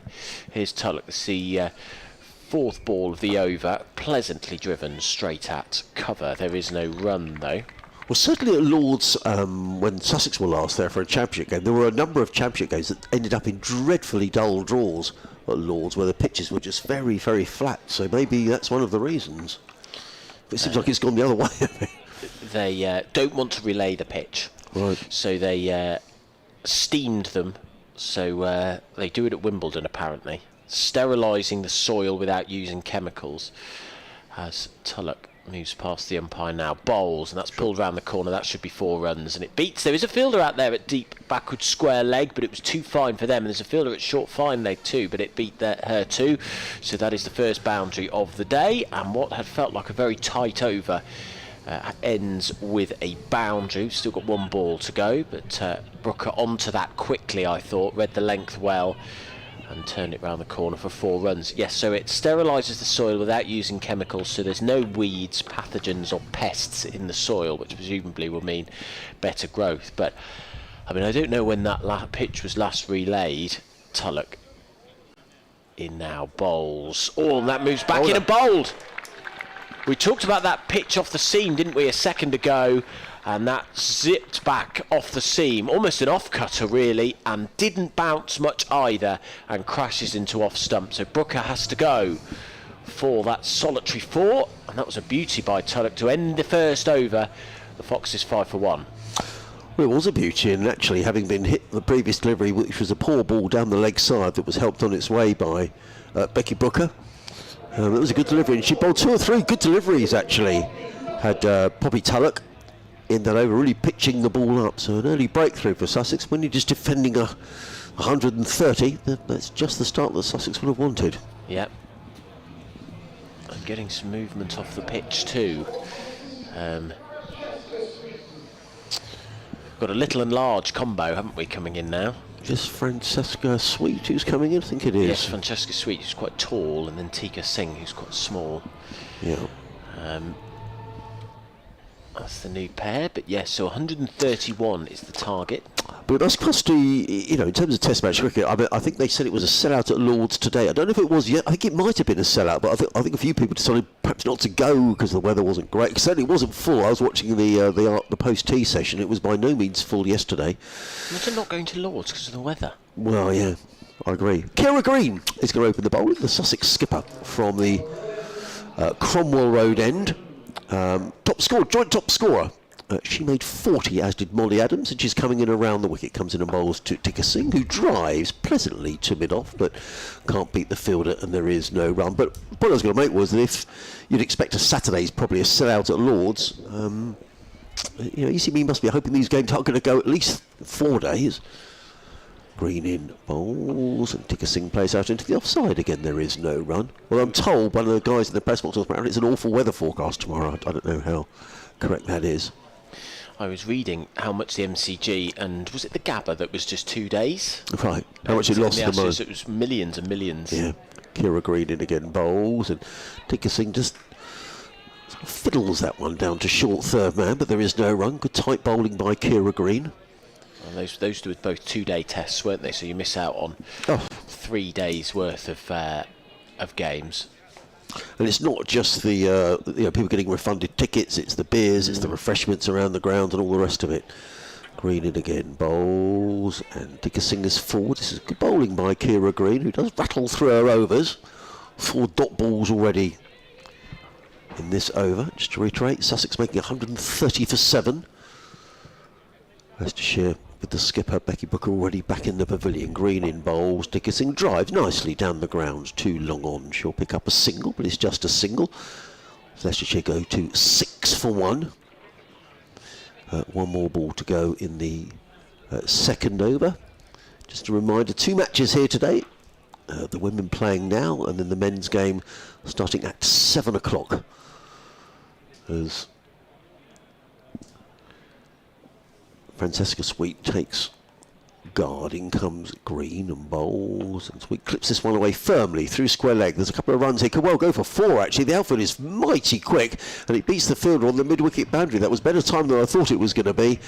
And the outfield, despite the rain we've had here this week, absolutely whistled away across the outfield. So a boundary to finish off Kira Green's over, and after 2 overs, Leicestershire are 10 for 1 with Sweet on 2. And Tika Singh on 1. It's an extraordinary shot, that. How she got that square of the wicket. It's almost like an on drive, but the flick of the wrist made it go square of the wicket. Fantastic shot, and as you say, it zoomed away. Yeah, it did. Over the outfield. So 131 the target, so 121 to win for 18 overs for Leicestershire. So that's 126 needed at 6.8 and over. Few clouds dotted around, seagulls flying around the ground, and the crowd slowly building as they've been watching those temporary stands on the far side have been added to slowly. Yeah, it's interesting, those temporary stands are smaller than they've been in previous years. There's not as much capacity at that end of the ground, and maybe that's a deliberate ploy from Sussex because they didn't fill the stands last year. But I say 3,500 tickets sold for tonight, so it should be a good atmosphere. Tulloch. Oh no, it's Stanley, sorry, to bowl her first over. From the C end, it's struck on the pad first ball, but it was going down the leg side.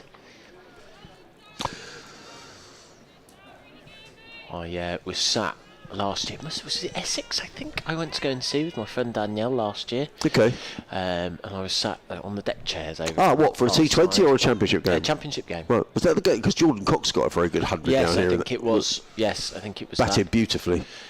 As Stanley runs away from us now, past the umpire and bowls, and there's an inside edge onto the pad. I got 100 on this ground actually that day. At the we went to the Sixes thing. Oh, did you? Okay. I hit 100. Don't act like that's not impressive. Who were you facing? I was facing. It was on. Jofra Archer. It was on. What was it? There's four settings, aren't there? I think I went for the third most difficult. Oh, I'm impressed. Yeah. Stanley moves in, bowls, and that's cut straight to backward point, and Tika Singh is sent back. Have you done it? I faced Tamel Mills in there. Have you really? But it was, yeah. Actually, no, not in there. A couple of years ago, they had a mock-up, and they had Tamel Mills bowling and a mocked-up net here, and it was didn't even see the ball, to be honest. As Stanley kicks up her heels, quite a skippy run in, bowls full, and that's a bit of a leg before wicket. Now, unless there was an inside edge on that, you're right, that was very, very close. Ooh, led by. But no run. I'm going to watch the replay now. Good delivery. Oh, that looked plumb, that did. Did look a good shout. That again. Wouldn't have been surprised if umpire's finger had gone up. Oh, yeah. I faced Ben Mike in real life. Well, That's a thing for the radio. Yeah, you genuinely just don't see it. No. Were you fully equipped with... I was fully equipped. Yeah. The risk assessment was done as well.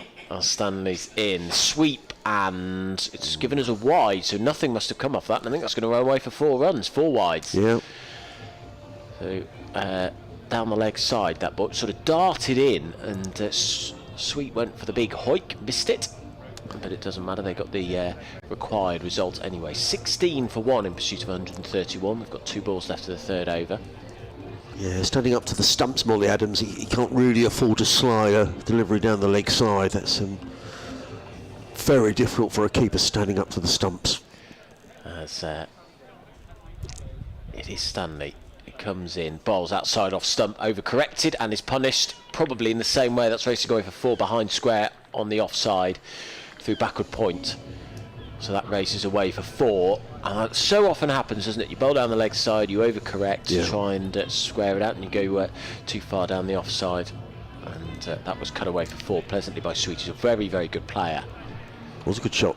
The outfield's quick, you know, Adam, isn't it? It's just, despite the rain, it looks very lush, but it's very fast. That was running up the hill, that was, wasn't it? As is Stanley now.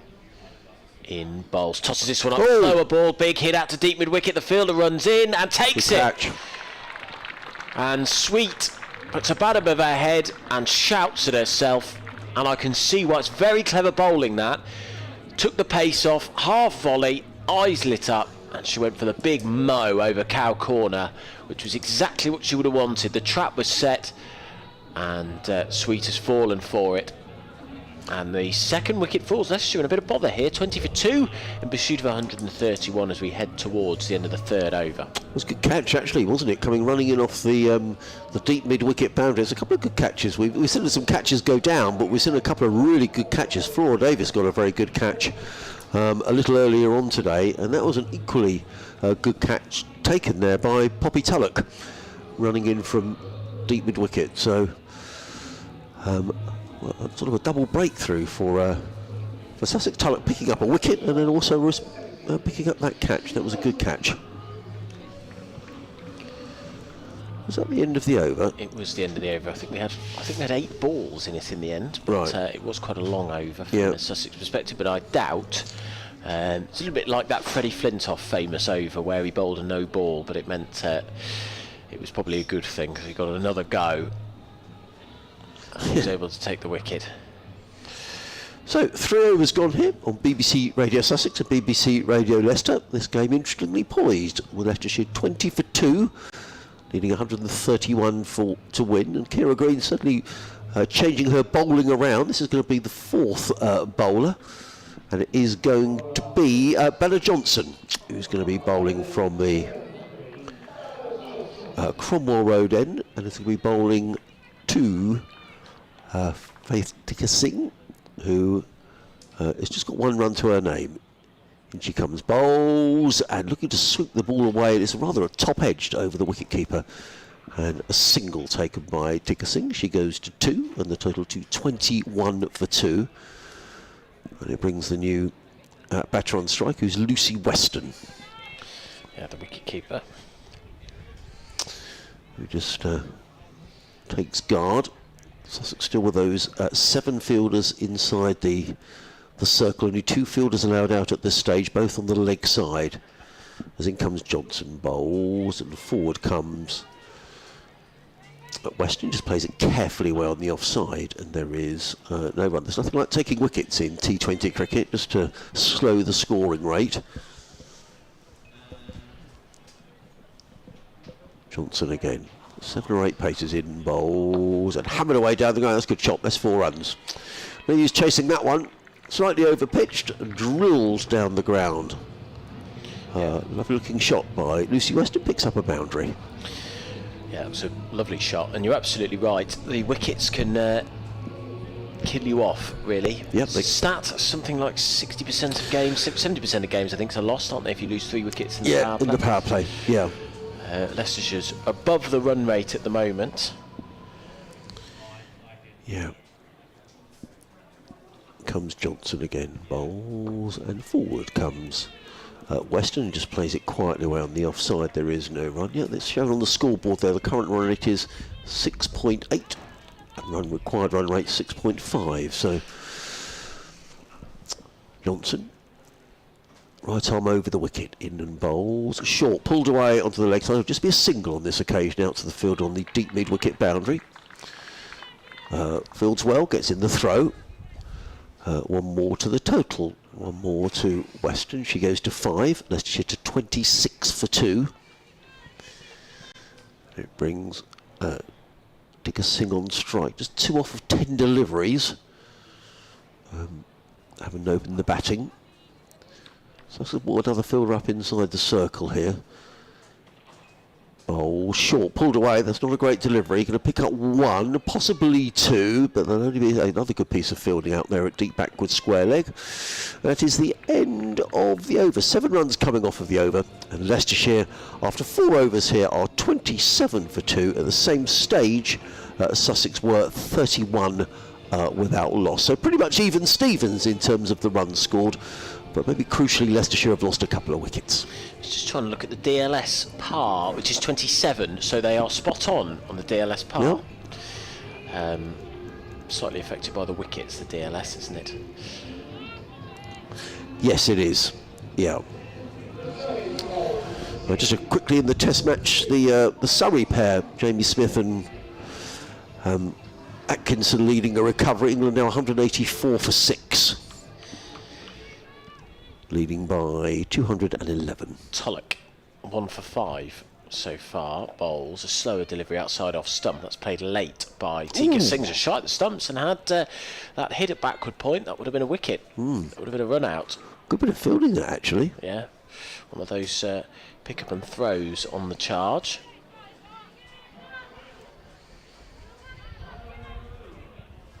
And Weston it is who will take guard. Wind's picked up a little bit. I've been looking at that Sussex flag to our right hand side all day. It was limp about 20 minutes ago, but it's back up, lustily flying as Tulloch, mousy brown hair in the ponytail, comes in, bowls, and that one keeps a little bit low. Those cutters are really good. Yep. Those off cutters, just outside off stump, cutting back in. And all Weston can do is defend it and play it out into the offside. There is no run.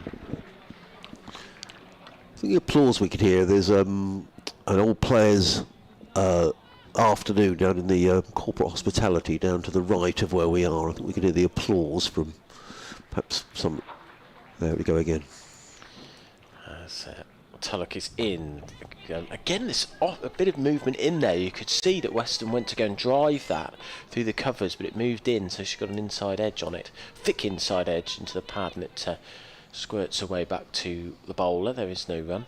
So was it the Cheltenham and Gloucester? Yeah, Cup win. Yeah, and I think there's some of the players from. There was a very successful period for Sussex, winning the county championship, and so there's quite a few old players down there today, as I understand. Tulloch in bowls, and that's an outswinger, but he's given us a wide. That went quite a long way, actually. Yeah, there's some hooping swing through the air. Where do they normally go? Is it the hospital? I noticed there was a players' club as we were walking in, just off to our right. Yeah, that's right. Is that where they'll be? Well, some of them are in there. There's a few people there, but it's the main corporate hospitality is down here. These sort of tents alongside this side of the ground, which there are plans for all that to change and new areas to be built around the ground. As that's a ball down the leg side from Tulloch. Gus Atkinson is out. Oh dear, that's bad news. But that leads past 200, so England might have enough.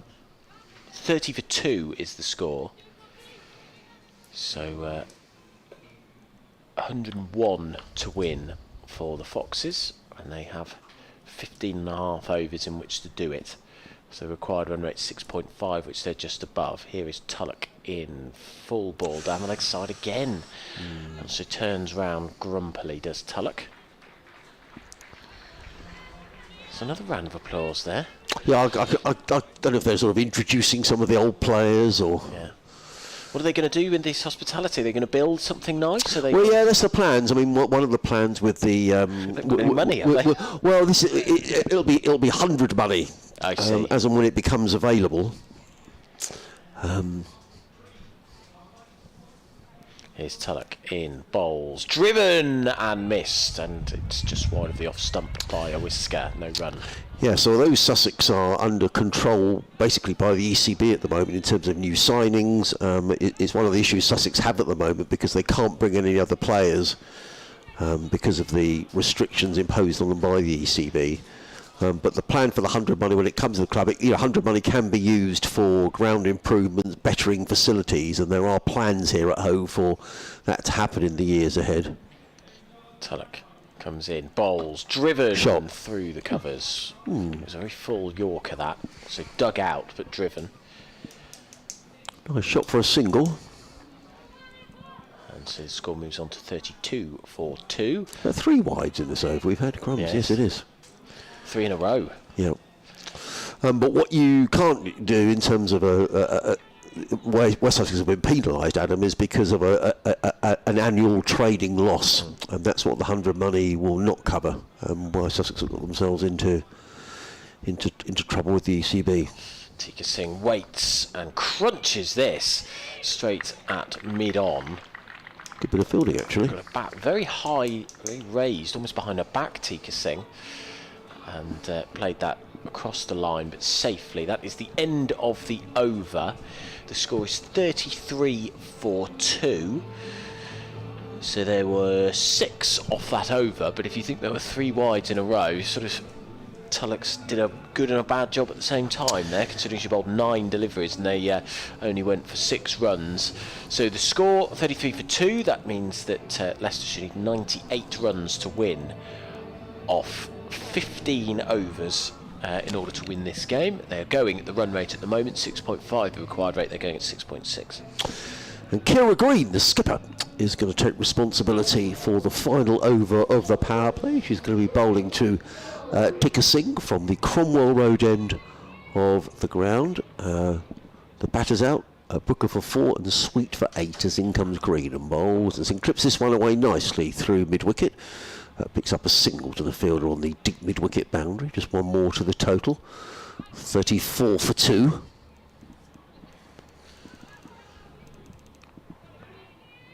And just surveying the field is Weston. Lucy Weston, tall figure, waits as Kira Green is in. Bright sunshine from the Cromwell Road end. Bowls and forward comes Weston and plays it with a bit of suspicion straight back down the track, and Kira Green just bends down and picks up the ball and fields. And there is no run. Deep mid-wicket and a long on we've got, haven't we? Quite straight. Yep. Green again bowls. Oh, well, Molly Adams whipped off the barrels. That was a good bit of wicket keeping, actually. But clearly Weston was in her ground, Lucy Weston. But a smart bit of keeping from Molly Jennings, just reminding Lucy Weston that she's standing up to the stumps. Kira Green in again, bowls, and she's bowled her, played all around a straight delivery, and Kira Green picks up a wicket. In the power play, Weston has gone. Well, I just wonder how much that previous delivery might have been in her mind when Molly Adams whipped off the bails. But Weston has gone for 6. And that's just in a little bit of trouble. They're 34 for 3. Yeah, they're losing wickets at regular intervals, aren't they? Nobody's getting into double figures. 4, 6 and 8 the batters have got. And yeah, I mean, looking at the replay, it's not a particularly devious delivery. It's quite straight. She's just played all around it, totally she has. line. Yeah. Trying to play it across the line of it, but left a massive gap between bat and pad, and through it went, crashing into middle stump. So 34 for 3, and we gave that stat earlier, didn't we, about wickets in the power play, and Leicestershire have lost those wickets in the power play. You wouldn't think they're chasing down the largest of totals. No. Pretty much a run a ball they can go at until the latter stages. But if they're losing wickets regularly, they are not going to get to their target. Well, it's Flora Davis, who is the new batter.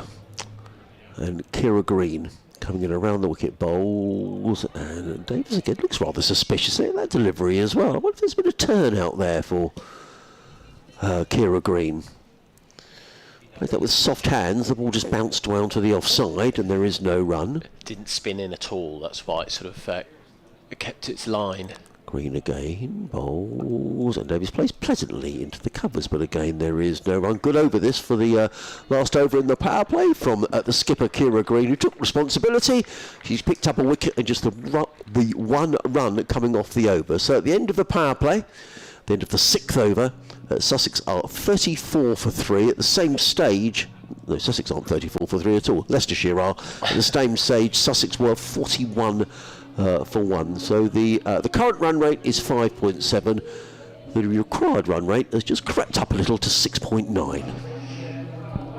Yeah, it sort of dropped right off at the end, didn't it, with what was a very successful over for Sussex there. Listen to BBC Radio Leicester, BBC Radio Sussex. BBC Radio Sussex or BBC Sussex? BBC Radio Sussex. BBC Radio Sussex. Yeah. Very complicated. Some I know. Some named after the county, some have got radio in the middle. Oh, there's a man in a very fetching suit in the hospitality section there.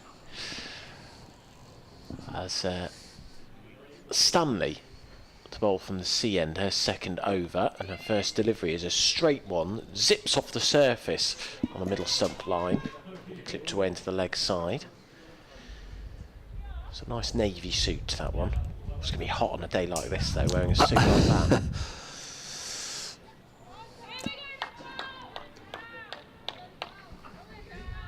.35 for 3 the score, as Leicestershire seek 131.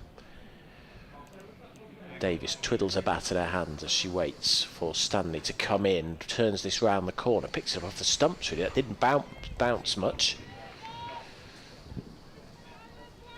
Wonder if the men's teams are watching how the pitch plays.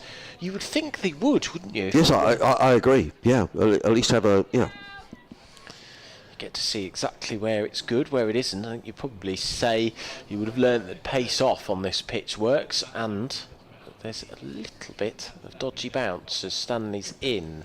That bounce hits at Tika Singh's pads, and she's going to get a leg bye for that. Or the team are anyway. Oh no, the umpire didn't signal. Must have been an inside edge onto the pad. So 8. 8 off 16, Tika Singh. That is not quick enough. No, and actually the run rate is just sort of sneaking up a bit. It's now up to 7s, which is not out of control by any manner of means, but Stanley tucks her hair behind her ears, comes in, bowls outside off stump, and that is a wide, just outside that blue line. I don't think Stanley's particularly happy about that. If it wasn't for wides, Leicester should be in real trouble. How many have they bowled? Well, that's at least the 4th. But I can think of another couple I reckon they might be up to 6 wides. Yes, I think it might. No, that's the 10th wide. No. Yeah. In this innings? Yeah. 1 leg by and 10 wides. Wow. Oh, now,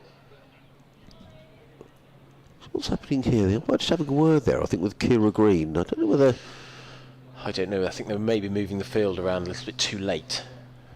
Stanley in outside off stump, and that's just hit the umpire's, the wicket-keeper's gloves, hasn't it? Yep.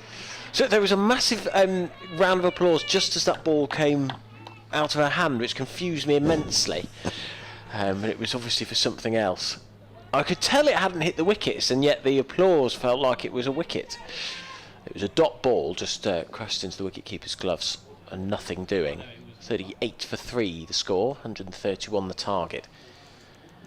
In she comes now, bowls again, not a lot of pace on that delivery, and not a lot of bounce either. It's pulled forward of square down the ground, and a single is added to the total. So 40 for 3 is the score. Slightly better over for Leicestershire. They picked up 3, 5, 6 off the over so far. That run rate is coming down. As Stanley, relatively long run up, comes in, bowls straight, and off the pads comes Davis, who puts her front foot across and leans into it, playing into the leg side through mid wicket. She'll get a single, and that is the end of the 7th over. The score is 41 for 3. Leicestershire trying to chase down 131 in order to win this game. And so we had, how did we have there? 7 off the over. Oh, the big screen is showing some very fancily dressed people in the stands. They look like they were in suits and dresses. Speaking of which, here's Jack Rafferty. I was just about to say, no comments on my fashion. It's lovely, Jack. Lovely t-shirt.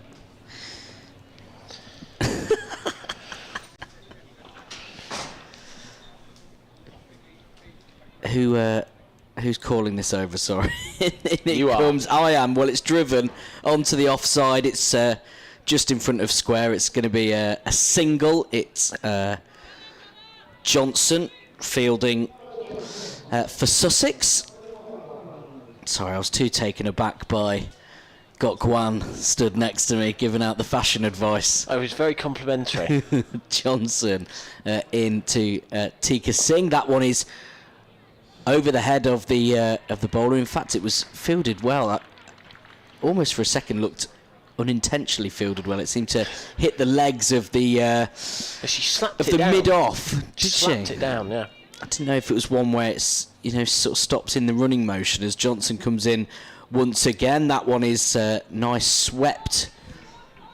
It's not going to go for 4. It's fielded out on the leg side, just backwards of square. 2 runs from a Leicestershire perspective to take them on to 4 for the over. 45 for 3. Johnson in once again to Davis, who went to club that one onto the leg side. Not able to get much power on it at all, though, and it's fielded quite comfortably. Dot ball. 5th ball of the over. Now that one swept once again. They're going to rush in for the single. Good running from Leicestershire.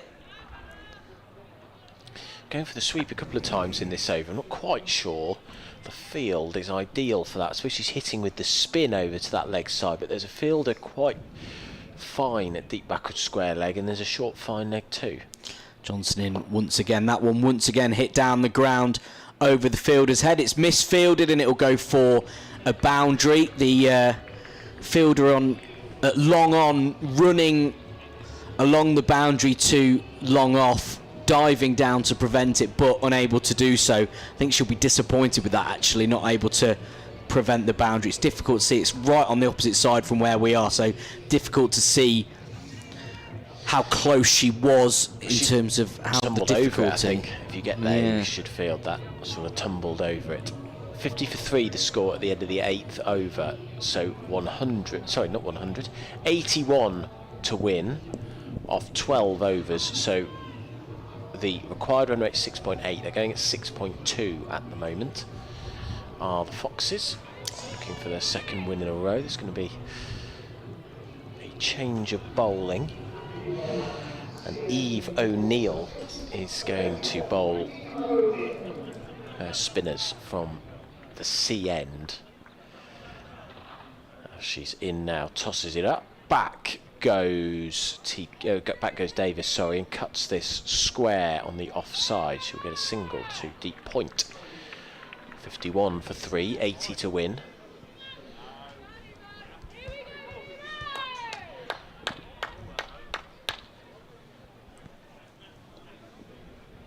O'Neill in now, wrist spin, leg spin, and that one was flighted well outside off stump. Tika Singh probably came forward to that when she could have come back.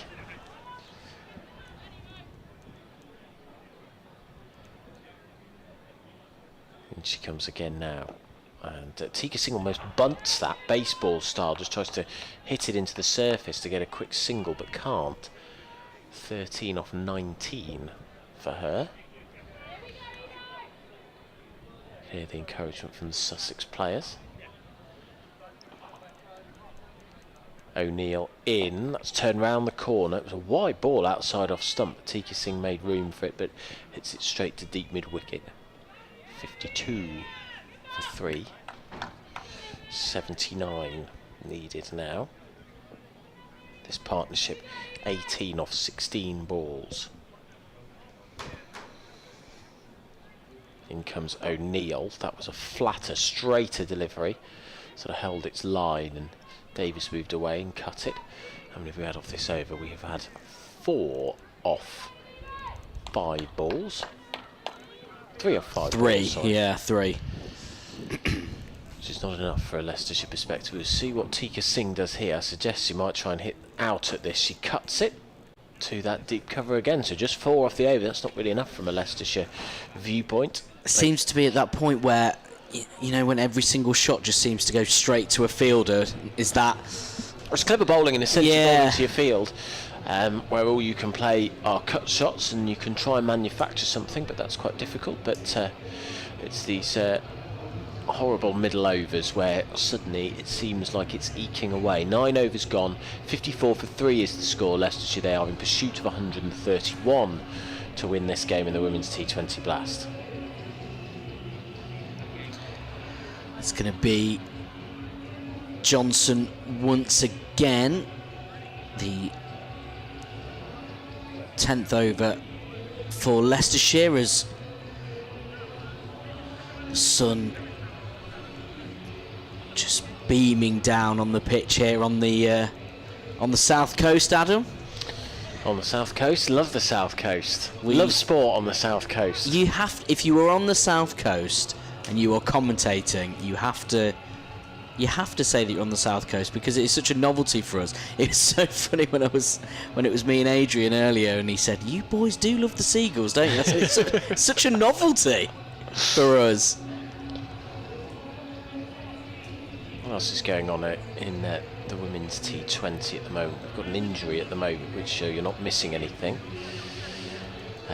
Surrey have already beaten Essex. They chased down 146 to win by 5 wickets. Warwickshire against the Blaze, they're 124 for 3 in pursuit of 151, so they need 28 from 3 overs. Yorkshire 67 for 5, trying to chase 156 against Durham, so 89 from 8.5 overs there. In this division, Kent 82 for 7 against Worcestershire, so 23 from 3 overs with 3 wickets remaining. In comes Johnson then, we're back underway. That one clubbed into the air by Tika Singh, and it is going to be a simple catch. And that'll be a frustrating one. I don't know whether the time it took for the ball to come in just had her overthinking things slightly. She took a big old swing at that ball from Johnson, but got it completely wrong. Looked like maybe there was a bit of a top edge, and into the air. And Leicestershire are 4 down, and all of a sudden not looking in a good position to get that second win in a row. she'll be disappointed with that, won't she, Adam? Yeah, the question is whether Faith Tika Singh, where it really went quick enough. 15 from 23 deliveries. They maybe needed someone to up the ante. She certainly did. So that may end up being a blessing in disguise. But 4 wickets this early in a chase is not ideal. They need to put together a partnership. Nobody's just really been able to get going, have they? These two, the first 2 players to get into double figures of the 5 batters so far.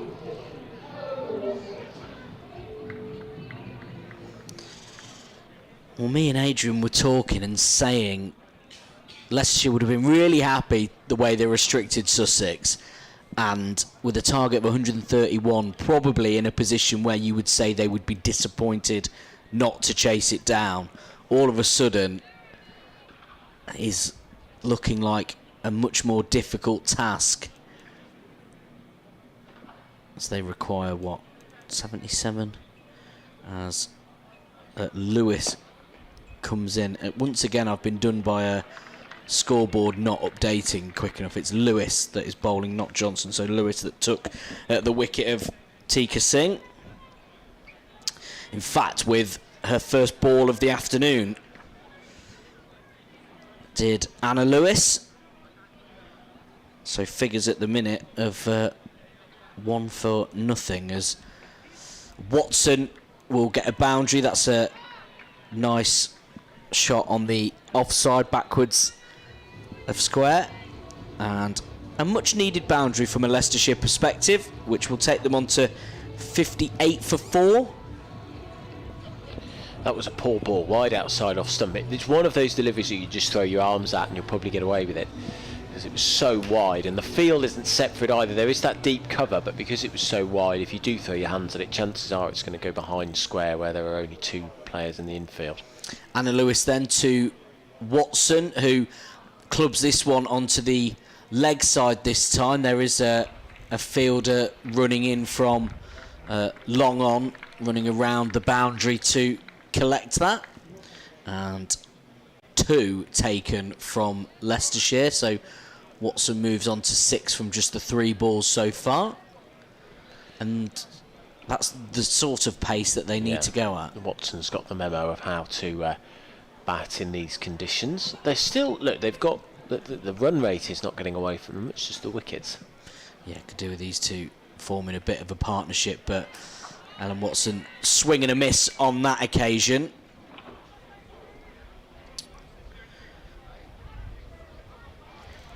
Again, that was just a delivery outside off. There's no foot movement on that whatsoever from Watson. Sort of baseball shots we've seen so far. 20, the largest partnership from Leicestershire so far. Hopefully these two will be able to stay in and get a little bit more as Lewis comes in. That one flicked onto the leg side once again. Are they going to go for a second? No. Look for a moment like they might think about it, but the call was probably a wise one with fielders present, and that is the end of the over then. 61 for 4, and Lewis, you think, will be happy with that first over, just the 7 runs from it, and crucially that 4th wicket of Faith Tika Singh. 61 for 4, the Foxes. So 71 needed to win off 60 balls for the Foxes. And who's going to bowl this next over? It's going to be O'Neill again. It is going to be O'Neill again, with Sussex in their blue shirts, black trousers, and Leicestershire in dark green shirts and black trousers. O'Neill is going to bowl right arm spin over the wicket to the right-handed Watson, who is 7 not out from 5 deliveries. In comes O'Neill, tosses it up, and that's whipped across the line. Really went searching for that. Had to drag it into the leg side, did Davis. Sorry, Watson. Now it's Davis on strike. I liked your conversation earlier trying to decipher which blue. I mean, certainly at the back it's just your normal royal blue, Leicester City. I don't think it is royal blue. O'Neill tosses this one up on a half-volley length, appeal for leg before wicket. That's going to be close, but might be going down the leg side, that. Why is it not royal blue? I think that's too light for royal blue. That's the same as a Leicester City kit, isn't it? No, I think that's lighter than Leicester City. Yeah.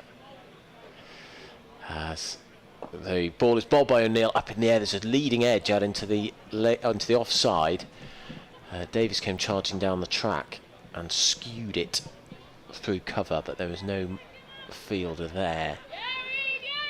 63 for 2. That is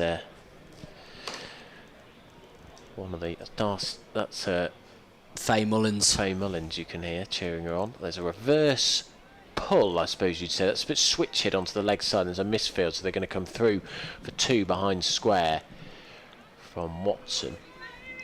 Flick of the wrists, and then dived over the top by Bella Johnson.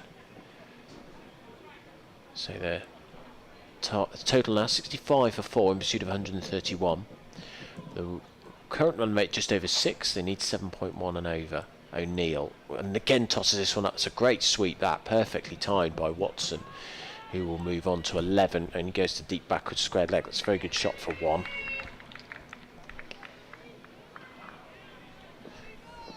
Yeah, it's too light for Royal Blue. I don't know if it is. I feel like you're being tricked by the combination of sky blue on the front. In comes O'Neill, cut forward of square, beats the fielder. There's going to be a chase on for deep covers. That was quite straight, that cut shot. And they're going to come back for 2 again. Davis moves on to 13 from 15. Are you searching up different types of blue on the internet? Well, a search engine, the most popular one, the Sussex T20 kit features a vibrant royal blue and navy colour scheme. And I can't see the navy, that's the interesting bit. I disagree with the navy. I think they mean that the navy is the back you're talking about. No, that's not yeah, navy. Because the other blue is lighter than that. But that's not navy at the back. Oh, I agree with you.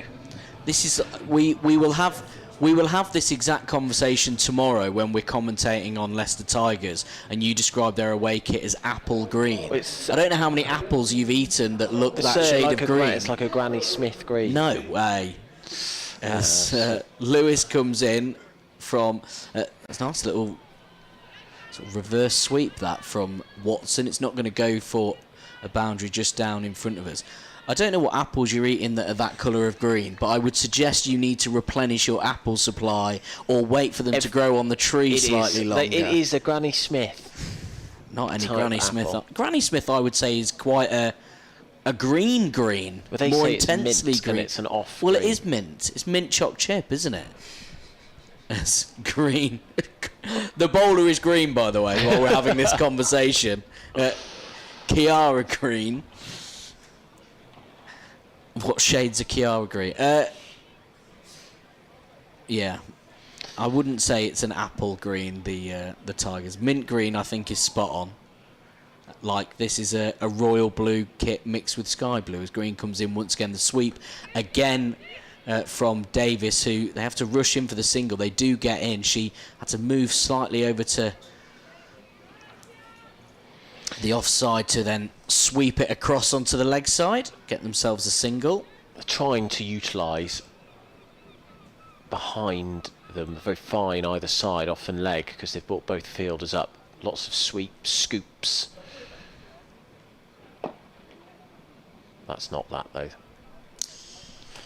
No, just a single, though. Leicestershire 73 for 4. And Green comes in once again, this time to Davis, who swings at that, sends it back in the same direction it came from. It's easily fielded, though, by mid-off and a dot ball. So we've had 5 from the over so far, 1 ball remaining, which Davis swings at nicely onto the leg side. It is fielded, though, out on the boundary. They choose to only take the single. Shout from Davis to Watson to remain. And 7 from the over then, 74 for 4 after 12. And she calmed things down somewhat since the wicket of Tika Singh. Both Davis and Watson there at the minute on 15 apiece. Davis off 18 balls, Watson off 11.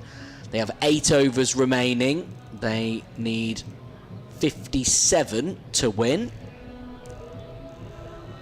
where would you... 57.42, that is, isn't it? Yeah. So where would you put their current run rate is 6.2, they require 7.1. They are just behind the game, I think. Not by much, though. Maybe 4 or 5 runs behind. A couple of boundaries, I think, would get them ahead of the game. But there's always that, and we saw this with Leicestershire's men last Friday. If you're just behind the game the whole time, then a few quick wickets can fall and you find yourself in trouble. So they probably just want a few quick boundaries to get themselves ahead of the game, and they can go to run a ball. It's going to be Tulloch to bowl. Outside off stump, cut to deep cover. They're seemingly finding the fielders with almost every ball at the moment. Tulloch's figures 3.1 overs 1 for 12. We've got to the right-handed Watson. We've got a deep backward square leg, deep mid wicket. We've got a long on, deep cover, and again fine leg and third man up. Tulloch turns, long run up, pacey bowler who's been bowling very good off cutters. That's a short delivery. It's pulled around the corner. There's one of those boundaries. That's 4 runs to fine leg. And Watson will move on to 19. This is the best partnership for the Foxes so far. They are on 24 now of 18 balls. You feel like Watson's making the difference as well. She's come in, she's been confident, she's finding the boundaries when need be. That's what, 19 off 12. If she can continue at a rate like that and stay in until, what, a few overs from the end and then pace it up even more. And it is Watson, 19 of 12, who waits. And she smashes this down the ground. Doesn't time it perfectly. That was almost played like almost like a golf shot, really. It was a 4-1 run. So the score 80 for 4. So 51 needed for Leicestershire. I've got 36 for 1 of the past 5 overs, going at 7.2. They are closing in on that run rate, 6.4, and they need to be going at 6.8, but it has been wider than that. Here's Tulloch in bowls. That's driven wide of backward point, but I think they've just got their fingertips on it that stopped the 4. Brilliant attempt from backward point there, but it was I don't think you can call that a chance of a catch gone, because it scrape the fingernails before falling to the floor. That's more of a boundary saving piece of fielding. Exactly that. It's like one of those ones that me and Adrian were talking about earlier. It probably technically goes down as a drop. However, in the context of the game, you've stopped a boundary, more importantly. Tulloch running away from us now from the CN bowls. A slower delivery hit up in the air. It's going to bounce in front of deep backward square leg. You've seen quite a lot of that shot, sort of swivel on the hips and the ankles to scoop it. Bit of conservative fielding there. You say there was the slight chance you could attempt a acrobatic catch attempt, but you're more likely to miss it and concede the boundary. So concede that you're not going to make the catch, prevent the boundary. Probably wickets that Sussex need though now. Tulloch in bowls, driven, the full ball outside off stump, and that is the end of the over. And there were 8 runs off the over, which is perfect for Leicestershire. They are 82 for 4. They need 129 to win the game. No, sorry, they don't need 129. They need... Where did I get that from? I don't know. 49 to win. Goodness me. 49 to win. And we've had 13 overs. So 42 balls in which to do it. Just so they should do that if they keep the wickets in hand, Jack. They should, and that's the crucial thing, isn't it? Keep these 2 in going as they are, particularly Watson, 21 of 14. If she can keep that rhythm going, keep this partnership going until, you know, the penultimate over or so, then they'll be in a really good position. She swings at that ball, does Watson, from Johnson. Doesn't get much on it. Dot ball. But 44 on her back, just has a little look round at her surroundings. In comes Johnson once again. That one bigger swing from Watson, not quite got the connection she was after on the leg side. They are going to be able to go through for a couple of runs though. Ollie Robinson's been doing very well for England. Jamie Smith is out for 39, but Ollie Robinson's 28 off 21. That's meant the 224 for 8 is the lead of 250. Johnson in once again. That one is in the air from Watson. Is that going to be caught out? It is. She'll be disappointed with that. It was the fielder at mid-off that moved around and behind the wicket. It was straight over the bowler's head, but straight into the air, not getting any distance from Watson. And that is exactly what we said you didn't want to see from a Leicestershire perspective. Playing an unnecessary shot, really, or certainly getting it all wrong. And in the end, a comfortable catch and a comfortable wicket from a Sussex perspective. And the concern now is, could that have an impact on the run rate from a Leicestershire perspective? Yeah, they went about it the right way, that pair. That was a 28-run partnership off 23 balls. They have set the tone. It's just whether the wrong batter has gone at the wrong time there and whether that may affect them. They've probably got over the hump in terms of difficulty of chasing this down. But it's 84 for 5 now. A little raise of the eyebrow from Adrian, which suggests, from a Sussex perspective, they are happy with what they've just seen in terms of that wicket. We were saying there about the impact it could have on the game. I think what it does, certainly, is a few overs ago we were saying Leicestershire were chasing the game. It felt like they were then in a position where they were probably in a better position, and now all of a sudden that pendulum swings potentially back to Sussex, or certainly away from Leicestershire, even if not directly towards Sussex at this stage. 84 for 5 then are the Foxes, and Johnson in once again to Chisel, the new batter for Leicestershire. He just drives that one onto the offside. No run taken from it though. Just the 2 from this over so far, and again all of a sudden the run rate looking a different picture. Chisel to face this one, attempted sweep, the shouts of LBW, and it's given. And this is what we said we didn't want to see from a Leicestershire perspective. All of a sudden wickets falling. Chisel gone for a duck, facing just the 2 balls. It was the attempted sweep from Johnson, which she missed, and she goes for LBW. And I spoke about that pendulum swinging in Sussex direction just a moment ago. It certainly is now. A second wicket of the day for Johnson, a second wicket of the over for Johnson, whose figures are now 2 for 18. 84 for 6. I think I may have just given the commentator's curse for Leicestershire there.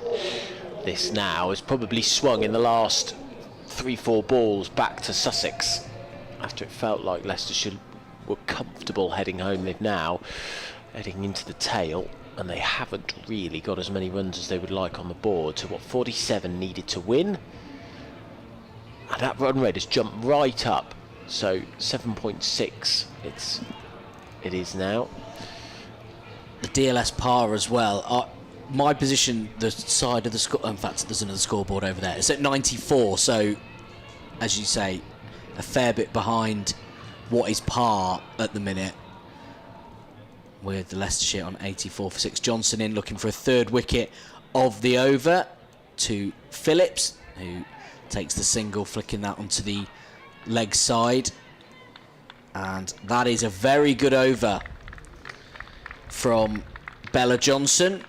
2 wickets from it, just 3 runs, and puts Sussex in a position now where they will feel like they can take this game from Leicestershire. As we say goodbye to Adam Whitty, welcome back Adrian Harms, who it looks, Adrian, like you might be calling a Sussex win from this position. Well, Sussex will hope so, and if they do so, it'll be the first win of the campaign for Sussex, bottom of the group. But I think they've bowled and fielded very well. I think they've caught well. Going back on from this end is going to be Poppy Tulloch, who her first 3 overs, 1 for 19. She's going to be coming into bowl to Ellie Phillips. Running in from the C end of the ground, in and bowls, and Phillips cuts this one away firmly. Nice looking shot, actually. Probably deserves more than a single, but again, the Sussex ground field I think has been very good, just keeping it to a single. Phillips goes to 2, and the total to 86 for 6. The run rate required is sneaking up all the time, 7.7. So the pressure on with just 4 wickets left. Tulloch again, right arm over the wicket. Sorry, Stanley in and bowls. I'm sorry, cut away, and I'm not sure if that was a chance or not, but it's just dribbled down into the offside, and there is no run. So my apologies. It's Talitha Stanley, who's in her 3rd over. She got figures of 1 for 17. We were saying before, it feels like it's every shot pretty much from Leicestershire heading to a fielder at the minute. In and bowls, short cut away firmly through backward point. Nice looking shot from Flora Davis. Brings her just a single, which is batted nicely actually. Goes to 18. There's still hope for Leicestershire. But as I say, you can just see now as the ball slipped by, the run rate sneaks up. It's already up now. It's up to 8 and over. So boundaries will be the order of the day for Leicestershire. Stanley in bowls. That's a slower delivery. It's turned onto the leg side. Now there might be a couple of runs here. No, it's just a single, because I think that's Darcy Clark, who came off the deep backward square leg boundary very quickly to prevent anything more than a single. 88 for 6. Yeah, you saw it slow, didn't you? As yes, as Phillips needed to adjust as she realised what was going on. And again comes Stanley. Over the wicket, bowls and hammered away down the ground. Now let's need a bit more. That's going to be 4 runs. Won't stop that. Once the ball gets past the infield here and runs down the hill here at Hove, it's very, very difficult to prevent a boundary being taken, and Sussex don't prevent it on that occasion. So a very welcome boundary as far as Leicestershire concerned. Flora Davis goes to 22. Leicestershire 92 for 6, and I think she's shown that she's quite capable of finding the boundary fence. There's still hope for Leicestershire here. Stanley on the way again, 7 off the over, in and bowls, and pulled away. It's a short, rather lucky to get it. Oh, there's a misfield. I said the Sussex fielding had been very good. Well, that was a misfield at fine leg. However, just the single. It cost Sussex 8 off the over. At the end of the over, Leicestershire are 93 for 6. Chasing 131 to win. They need to score a 7.6 and over. So a boundary or two makes all the difference to that run rate, Jack. Absolutely. And that is where they need to remain positive. If they can get a boundary and over and then add the singles where needed, they're still very much in a position where it is doable. The problem is the for 6 part of that score. You feel if Davis goes, and it's, you know, Phillips who's only faced 3 balls and a new batter, then they may struggle to get the momentum needed. Davis, you feel, is the key from a Leicestershire perspective. As Johnson prepares to come in to Davis, now goes for the sweep, and it's heading towards the boundary backwards on the leg side. It is fielded though by a combination of 2 Sussex fielders, and Leicestershire run in for the 2. So the test match, Jack, England 225 for 9 now, leading by 252. It may even go to the 3rd day. Might do. Johnson in to Davis once again, who Sharp drives that one nicely. Yeah, it's pretty square, just backwards of square, but it is a nice shot, as Adrian says. Stopped just before the boundary, but another 2 runs for the Foxes.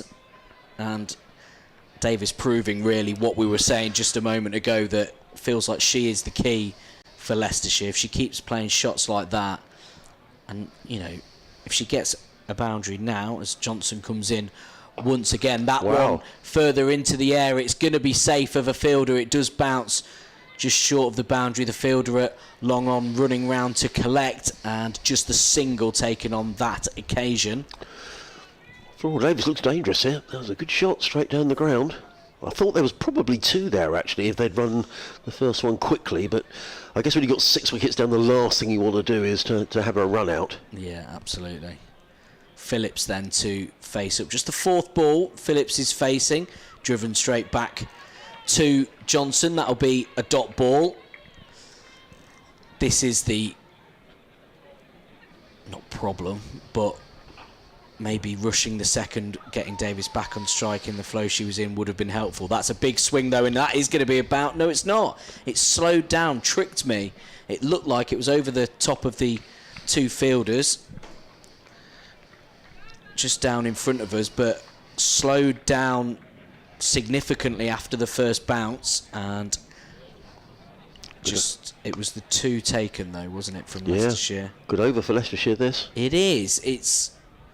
As Johnson comes in once again, that one just defended 2 here, you know. side, and in fact they are going to go for the second. Are they going to make it? It's good running that from Leicestershire, decisive. And well, we said about them needing boundaries, but actually, well, it's very quickly gone off the scoreboard. 102 for 6, 9 off the over.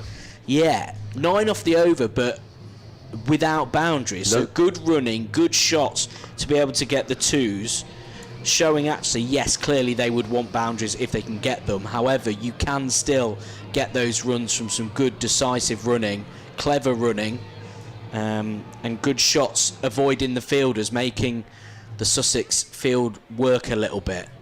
Well, at the same stage after 16 overs, Jack, Sussex were 107 for 5, so there's nothing in this really.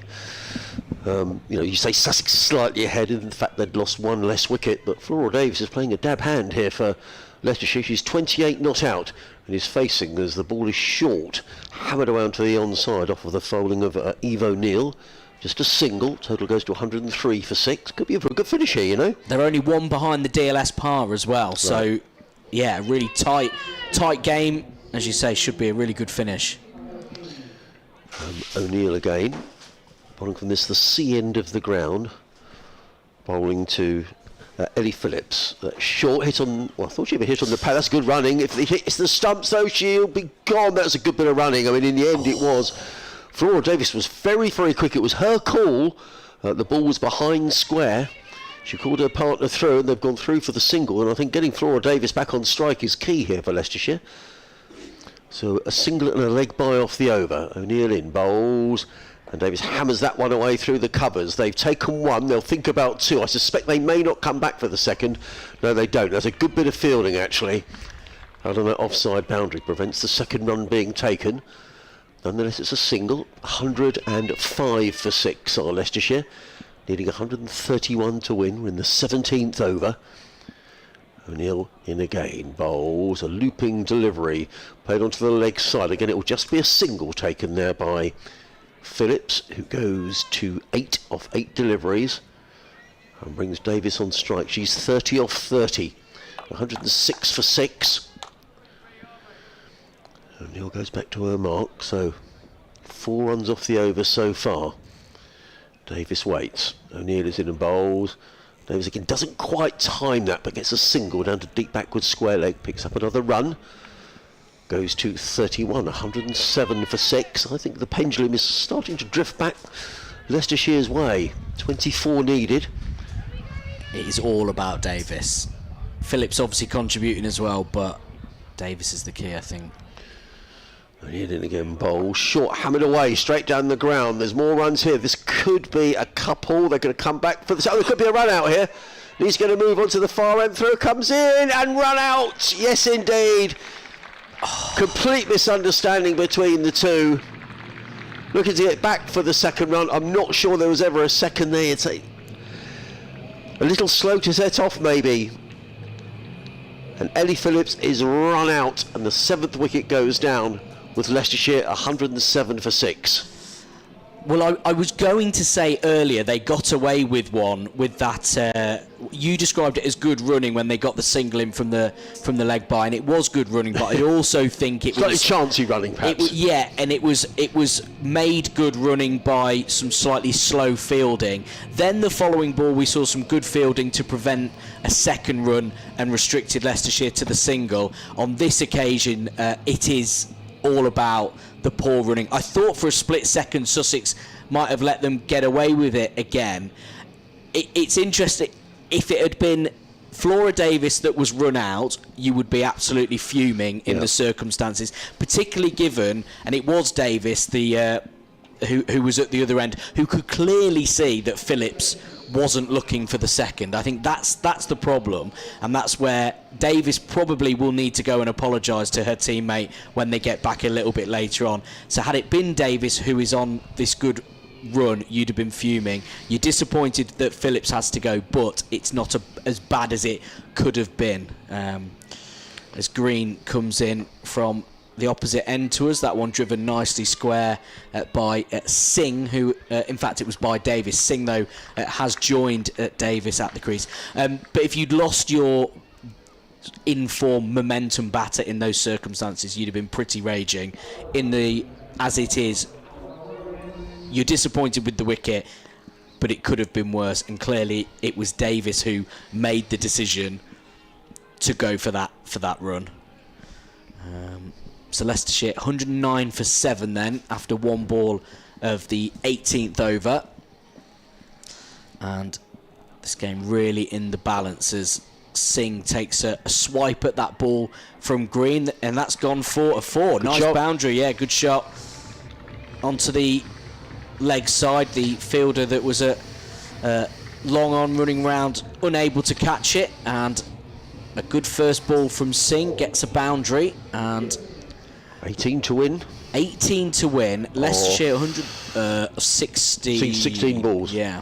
113 for 7. The DLS par is currently 113. This is in the balance. That, though, a dot ball from Singh. Applause for Green, the bowler, who is looking to come around the wicket to Singh, who just clips that one onto the leg side. They've taken the single. They don't risk a second, probably wise in the circumstances. Yeah, and I think they probably want Green on strike here. Sorry, Davis on strike here. 32 off 32. Yeah. And just 17 needed to win. It is going to be a fascinating finish to this one. BBC Radio Leicester, BBC Radio Sussex. Green into Davis, who goes Shot. big with that one. That is a great shot. Is it going to reach the boundary? Yeah. It is. A couple of bounces and then over the boundary on the offside. Great work from Flora Davis, who moves on to 36 off 33. That's a good shot, and it's once the ball had cleared the infield, it was a safe shot to play as well, inside out.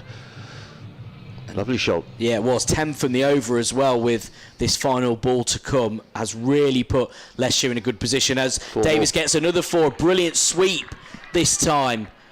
Pretty much the opposite, diagonal opposite side of the pitch to where the last boundary went. 2 4s in a row to end the over at 14 off of it, and all of a sudden Leicestershire are in a great position to go on and win this. 122 for 7 off the last 2 overs. They require just 9 runs. Well, they can always afford to push the ball around here, Jack, really. I mean, those 2 boundaries. The first one was a very good shot, wasn't it? It was drilled away over extra cover. I thought that last delivery was a poor delivery from Kira Green. It was down the leg side, and but take nothing away from Flora Davis. This has been a match-winning innings. She's 40 not out. 2 other 40s in the match from Molly Adams. She made 40, as did Kira Green, the Sussex skipper. But Sussex really up against it here now. And having looked like they were in a good position, that over has rather opened the door for Leicestershire here. It's going to be... I think it's Poppy Tulloch who's going to bowl the next over. Let's have a look at her figures so far. 3 overs, 1 for 19. How Sussex would dearly love a wicket here. Bowling to Singh bowls. That's wide outside the off stump, and that won't help Sussex's cause any. That'll be a wide and an extra ball. And Indira Singh was just very happy to watch that one pass by outside of the off stump, through into the keeper's gloves. Yeah, really not what you want to see from your bowler's opening ball when you're trying to prevent the other team needing just 9 off 2 overs. Now it's 8 off 2 overs, and Leicestershire can afford to be boring here. They can just pick up the ones. In comes looking at bowls. A bowl! And the wicket goes down. And just as we thought Leicestershire were cruising to victory, that was a rather unnecessary shot, really, from Indira Singh. She's had a big heave at that, and she's been comprehensively bowled. And a wicket goes down, and the game possibly back in the balance again. Singh 5 off 4 balls. I'm not sure that was the best shot to play in the circumstances. No, I shouldn't have said the words Leicestershire can afford to be boring. I turned to Adam Whitty as soon as that wicket happened, because as we know all too well, whether it's the men or the women, as the men saw at Lancashire last week, Leicestershire don't do boring and simple. And as you say, all of a sudden, hopefully, it still won't be enough from a Sussex perspective.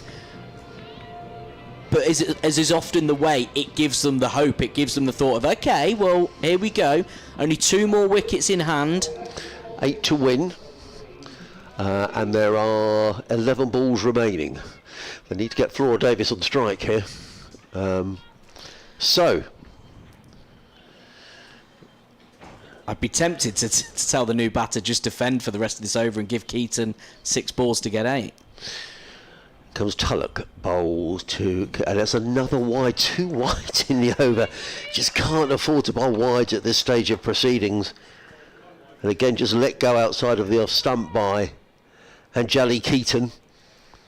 Watches it disappear into the gloves of Molly Adams. So now 7 needed to win for Leicestershire. 2 wickets remaining. And still 11 balls remaining. 2 wides in the over so far. I would also just take 7 wides to win it from a Leicestershire perspective. Tullock in again and bowls. There's a good delivery hit on the pad. I suspect that was probably going down the leg side. There's a bit of confusion for a minute as whether to take a single or not. There's been a lot of wides in this innings. 12. Well, there we go. Adam was so effectively it's 2 extra overs that Sussex have given Leicestershire here. I'm sure that'll be something they'll speak about afterwards. Good delivery though from Poppy Tullock, just cut back into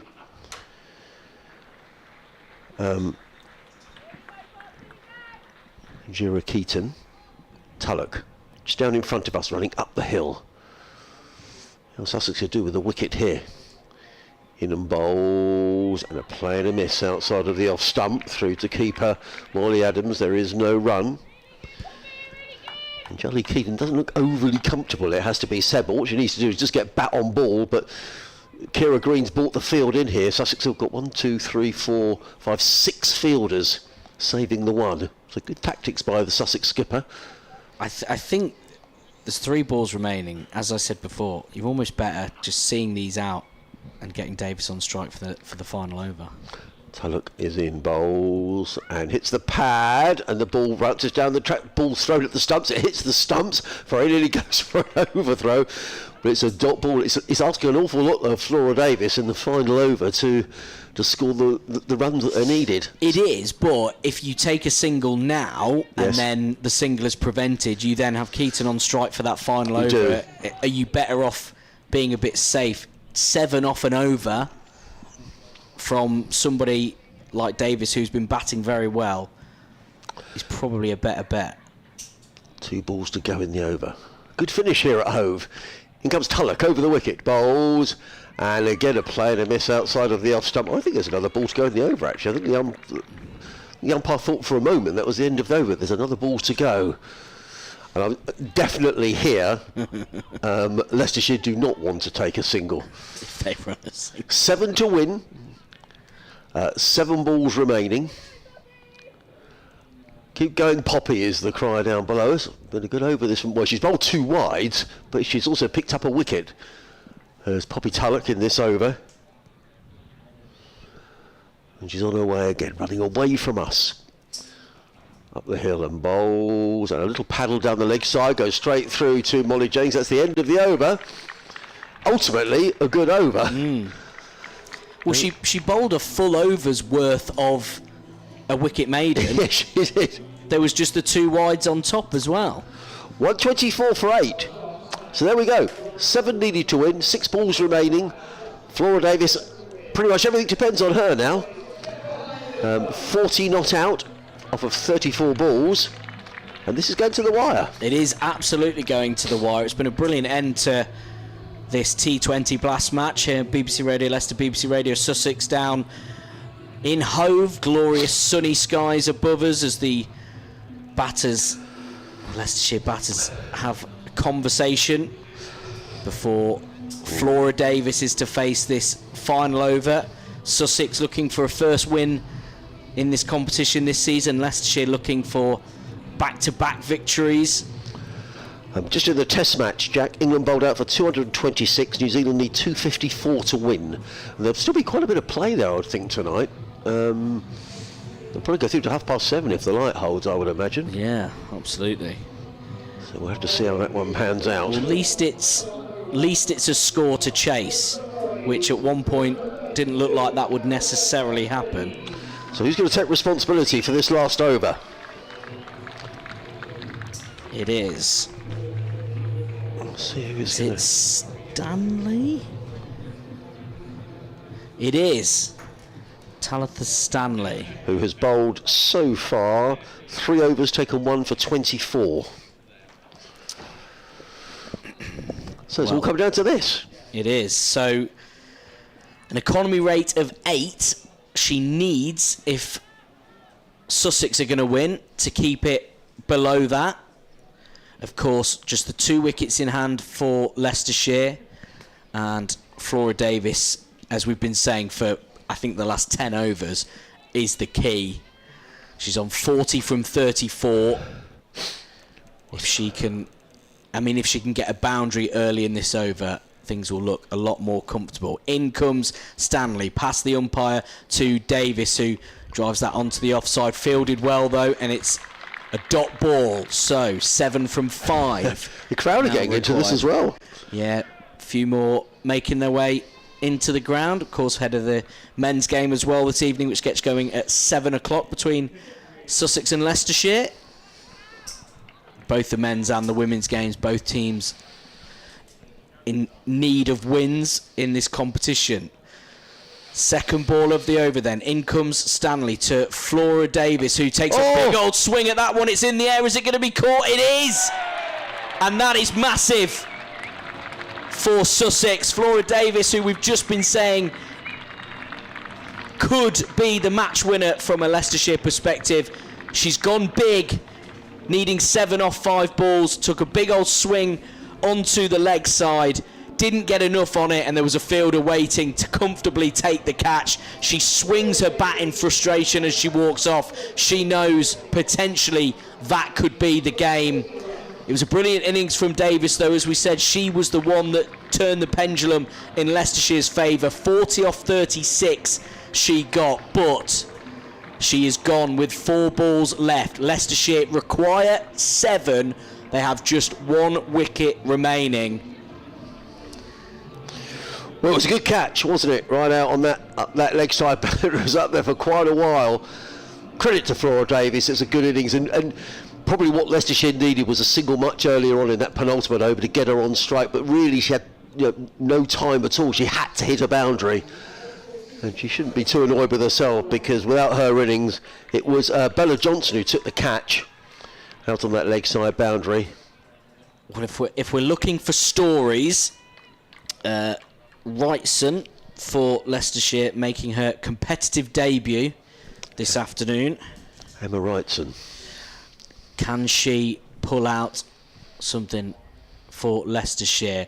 Swing and a miss, but it's a wide from Stanley, from Talitha Stanley. Was that 13 wides? That is 13th wide of the innings. Goodness from me. a Sussex bowling perspective. 6 required from 4. Just go and hit a 6 on your competitive debut. Win the game. I don't see the issue as Stanley comes in. to Wrightson. Flicks that one nicely towards the boundary. It's just backwards of square. There is a fielder there, though. And, looked for a minute like there might be a costly misfield. The ball in over the head of the wicketkeeper. Thankfully, somebody backing up from a Sussex perspective. So, just a single taken. 5 from 3 required. Keaton back on strike, who has 0 from 5 balls faced. Struggled to get any bat on ball. In comes Stanley. And again, she comes down the track, has a little swing at it, but completely misses it. Should have been better, really. I think just pushing the ball onto the leg side and picking up a single. Absolutely. Because to me, Reitman looks far more likely to score runs. Yeah, she doesn't look. She No. didn't look comfortable in the last over. No, she doesn't. And she certainly didn't then, trying maybe a little bit too hard to make something happen. In comes Stanley then, does get bat on ball. This time it's over the top of the fielders. Is that going to run for a 4? I don't think quite. They're going to run in for a couple. The fielder is able to stop it. I think they're going for a 3rd here. Are they going to make it in? It is brilliant running. Very good from running. a Leicestershire perspective. It was, I think, ever so slightly backwards of square on the offside, heading towards the boundary. It was prevented, but good, quick, and again, decisive running from Leicestershire. They get the 3. It means they require 2 off the final ball. Wow. And it is Wrightson on strike. Faced just the single ball so far. Took a single from it. A single here will result in a tie, of course. That is the situation. A dot ball, a Sussex win. A single, a tie. Anything more than that, and a Leicestershire win. What do you do? In comes Stanley, running towards us, past the umpire now to Wrightson. Swings at it, it's into the air. Is it going to be caught? No, it's misfielded, and they're going to run in for the second. Leicestershire are going to win here. Unbelievably, Leicestershire have won. With the final ball, there seems to be a moment of bemusement, but Leicestershire got the 2 runs required. It was a messy shot in so many ways from Wrightson. It was up in the air. A fielder was below it. It just, I don't know if the sun got in her eyes, just over her head. And the fact that she misfielded and had to readjust to then get the ball in, it allowed Leicestershire the time to get the 2 required. Well, what a finish. What a dramatic finish to this T20 Blast match. Leicestershire women have beaten Sussex women by 1 wicket with the final ball of the afternoon. Well, I don't think the Sussex fielders can quite believe it, because really they should have won that game. That was, I mean, no one means to drop a catch, but it was an opportunity, wasn't it? And Sussex could have taken that catch and won the game. But credit to Leicestershire. I thought when Flora Davis was out that was going to be the end of it, Jack.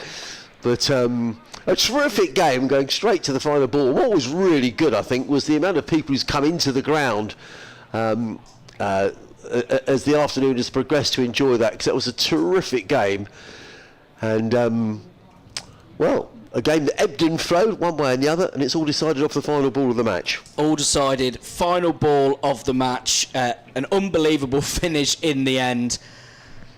And wow, something for the men to live up to as they make their way onto the pitch to warm up ahead of their T20 Blast match, which will be available for you on BBC Radio Leicester, BBC Radio Sussex, and well, that was a good game, wasn't it? We'll take that. Are we having a breather and a cup of tea? And then we'll be back with you for live commentary on the whole game between the Sussex Sharks and the Leicestershire Foxes. Gets underway at 7 o'clock. And we'll look forward to speaking to you a little later on. Yeah, absolutely. See you later.